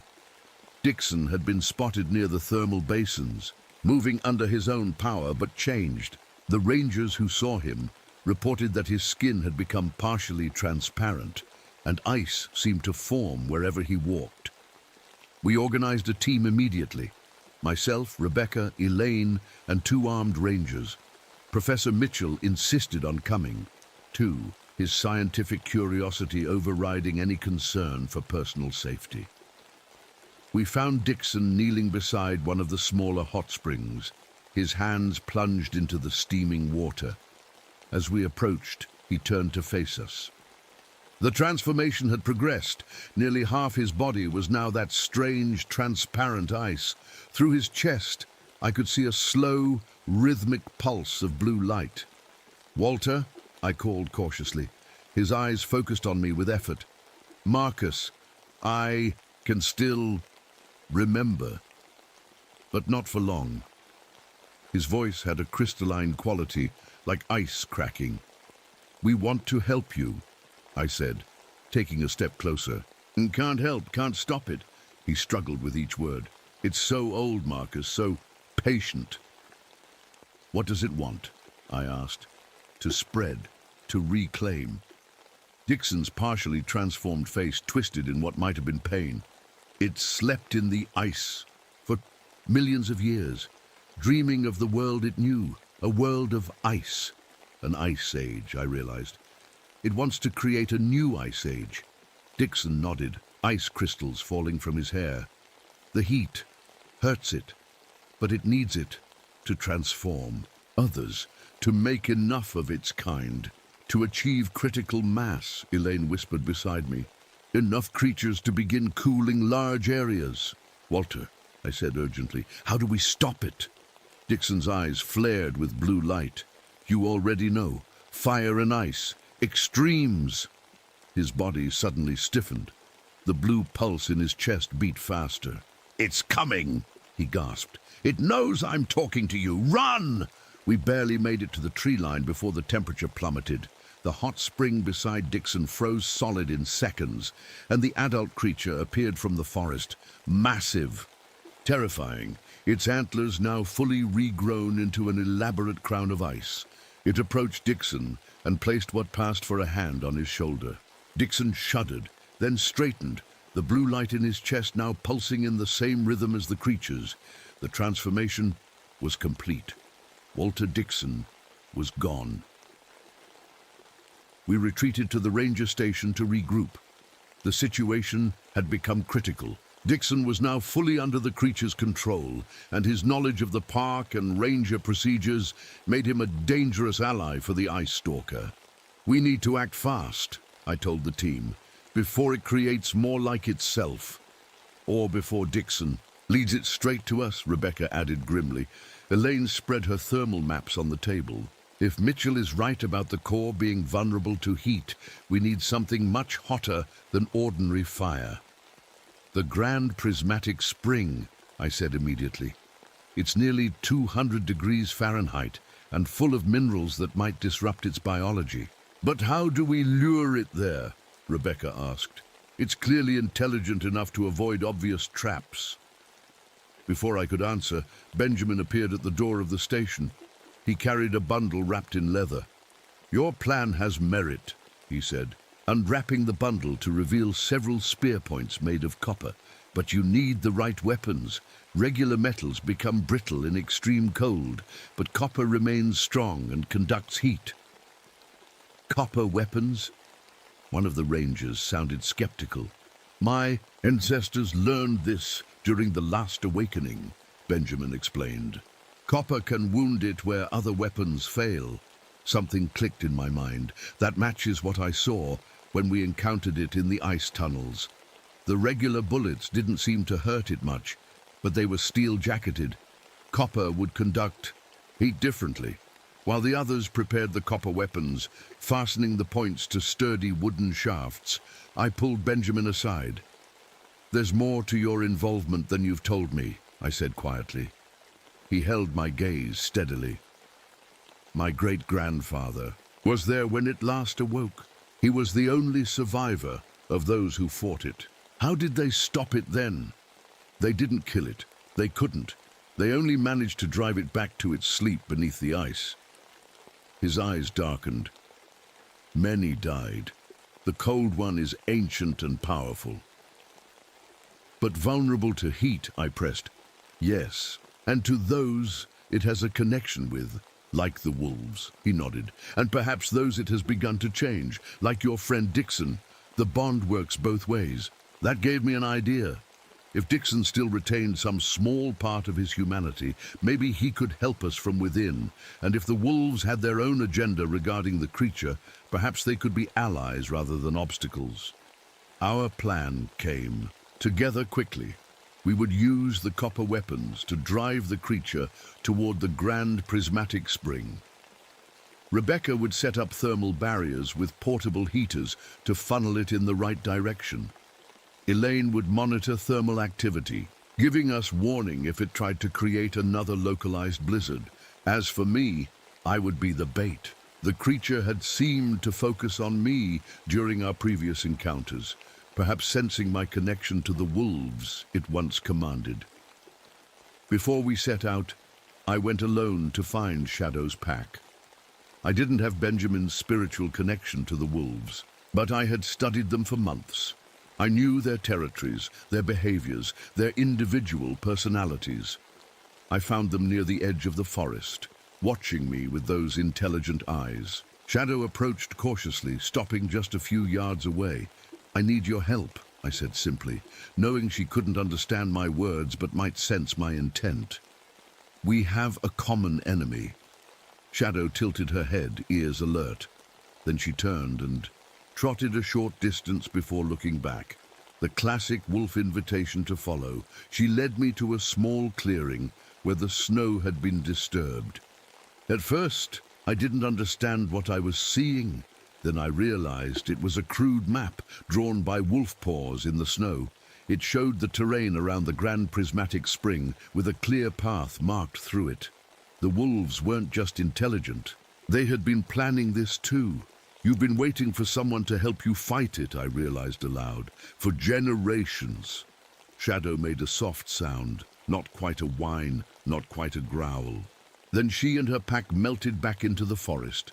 I returned to the others with renewed determination. We had allies we never expected. Now we just needed to execute our plan before the creature could create more of its kind. As night fell, we moved into position around the thermal area. The steam rising from the hot springs created an eerie fog that limited visibility. A disadvantage for us, but hopefully for the creature as well. I took my position near the edge of the forest, copper spear in hand, and waited.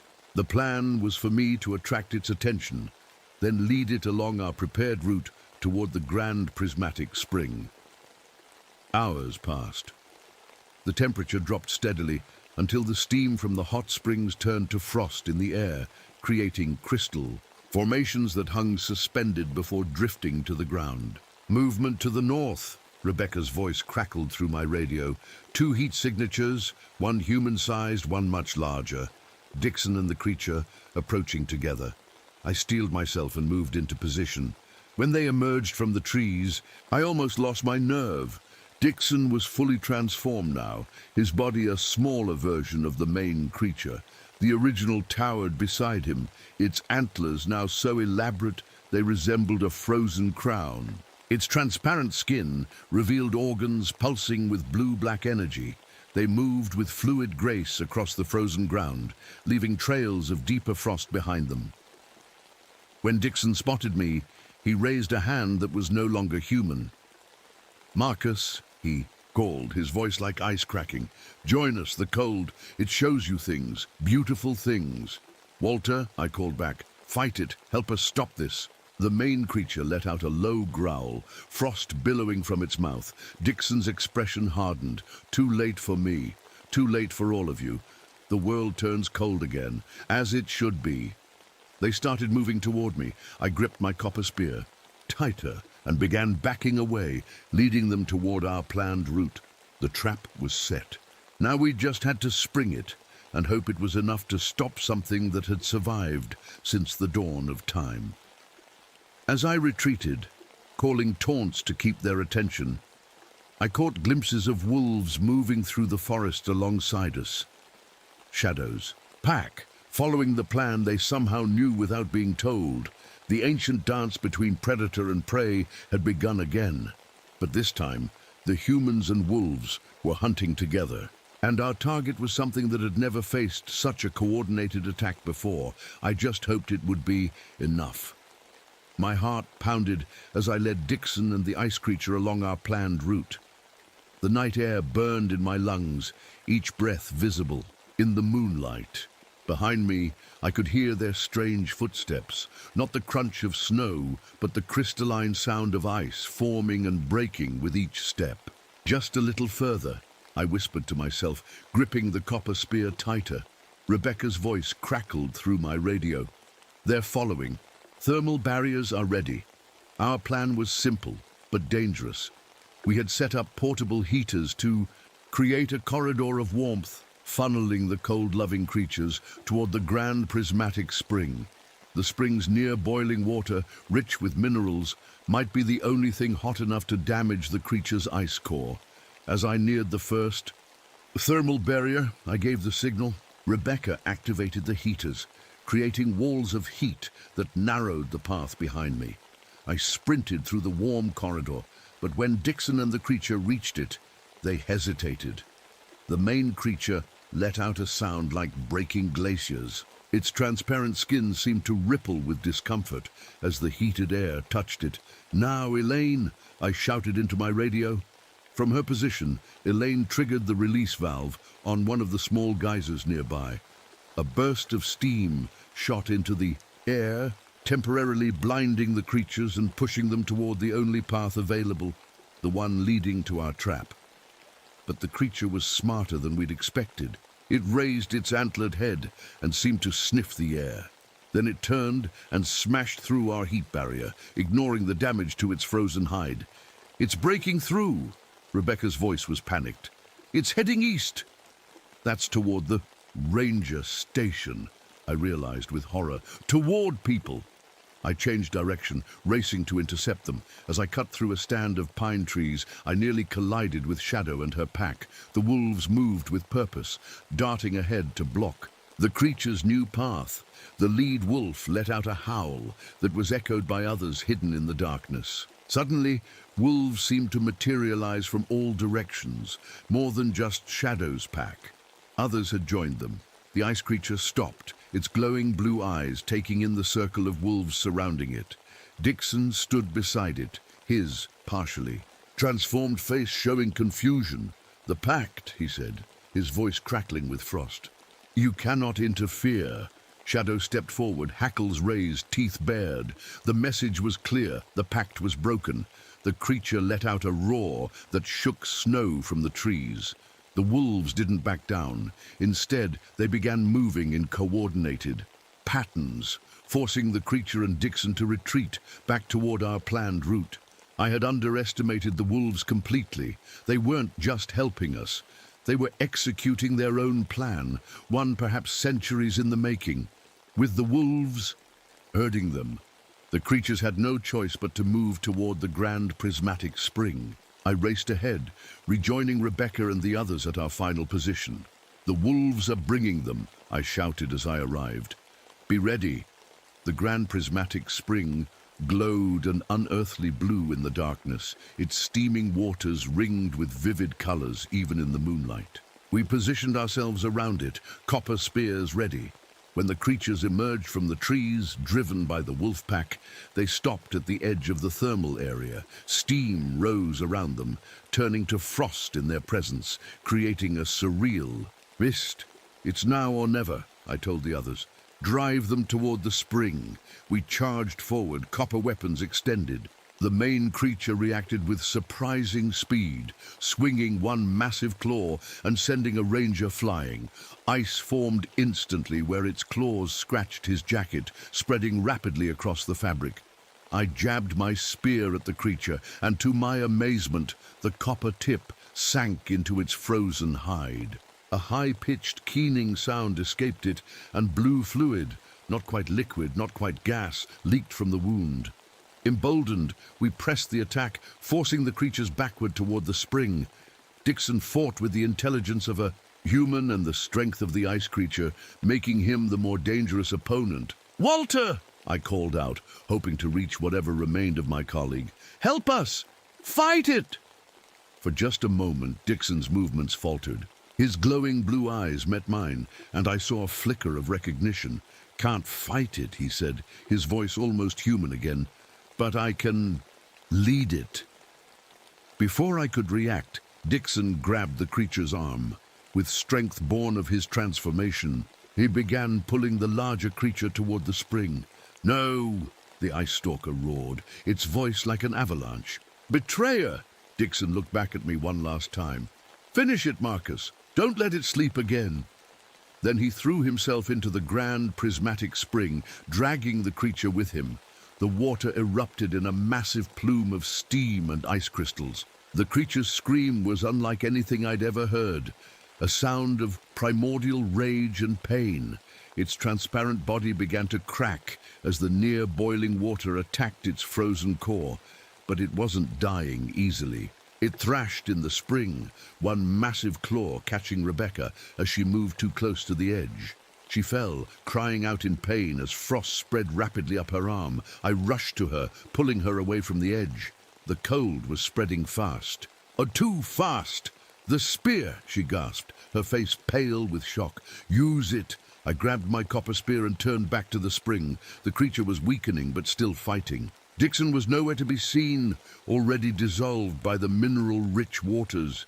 With all my strength, I hurled the spear at the creature's chest, where the blue-black heart pulsed beneath its transparent skin. The copper point struck true, sinking deep into the creature's core. The effect was immediate and catastrophic. Cracks spread across the creature's body like a sheet of ice breaking apart. The blue light within it flared blindingly bright, then began to fade. With a final, earth-shaking cry, the ice stalker collapsed into the spring. Its body dissolved, releasing clouds of steam and strange, glowing particles that rose into the night air before dissipating. It was over, but at a terrible cost. Rebecca's condition was critical. The frost had spread to her shoulder, her skin turning the same transparent blue as the creature's. "We need to get her to a hospital," I told the others, lifting her carefully. "No time," Benjamin said, kneeling beside her. From a pouch at his waist, he took a paste made of herbs and minerals from the hot springs. "This will slow it. It helped others long ago." He spread the paste on the frozen areas, and to my amazement, the spread of the ice slowed. Rebecca's eyes fluttered open. "Did we do it?" she whispered. "Is it gone?" "It's gone," I assured her. "Dixon, he saved us all." As we carried Rebecca back to the vehicles, I looked for Shadow and her pack. They watched from the tree line, their work done. The alliance between wolves and humans, perhaps as old as the ice creature itself, had finally succeeded. Shadow held my gaze for a long moment, then turned and disappeared into the forest with her pack. Our paths had crossed for a purpose, and that purpose was fulfilled. In the days that followed, we worked to contain the aftermath. The official story blamed a rare weather phenomenon and toxic gas leak from the thermal features. Few believed it, but fewer still were ready to accept the truth. Rebecca survived, though doctors were baffled by her condition. The freezing gradually receded, leaving her with pale scars like frost patterns on her arm. She returned to her ranger duties with a new appreciation for the park's mysteries. Professor Mitchell documented everything, though his academic papers were met with the usual skepticism. It didn't matter to him. He had witnessed the truth firsthand. Elaine's research into the thermal activity gained new attention when she connected it to climate change impacts on Yellowstone's geothermal system. She never mentioned the ice creature in her published work, but she made sure the Park Service monitored temperature anomalies more carefully. Benjamin and I developed a deeper respect for each other's approaches to understanding nature. The combination of scientific knowledge and indigenous wisdom had been key to our survival. As for Dixon, he was listed as lost in the line of duty, a hero who gave his life protecting the park. It wasn't the whole truth, but it was true enough. 5 years later, I was still in Yellowstone. My wolf research had expanded, and the reintroduction program was deemed a success. New packs had established territories throughout the park, bringing balance back to an ecosystem that had missed them. On a cold winter morning, I tracked a new wolf pack through fresh snow.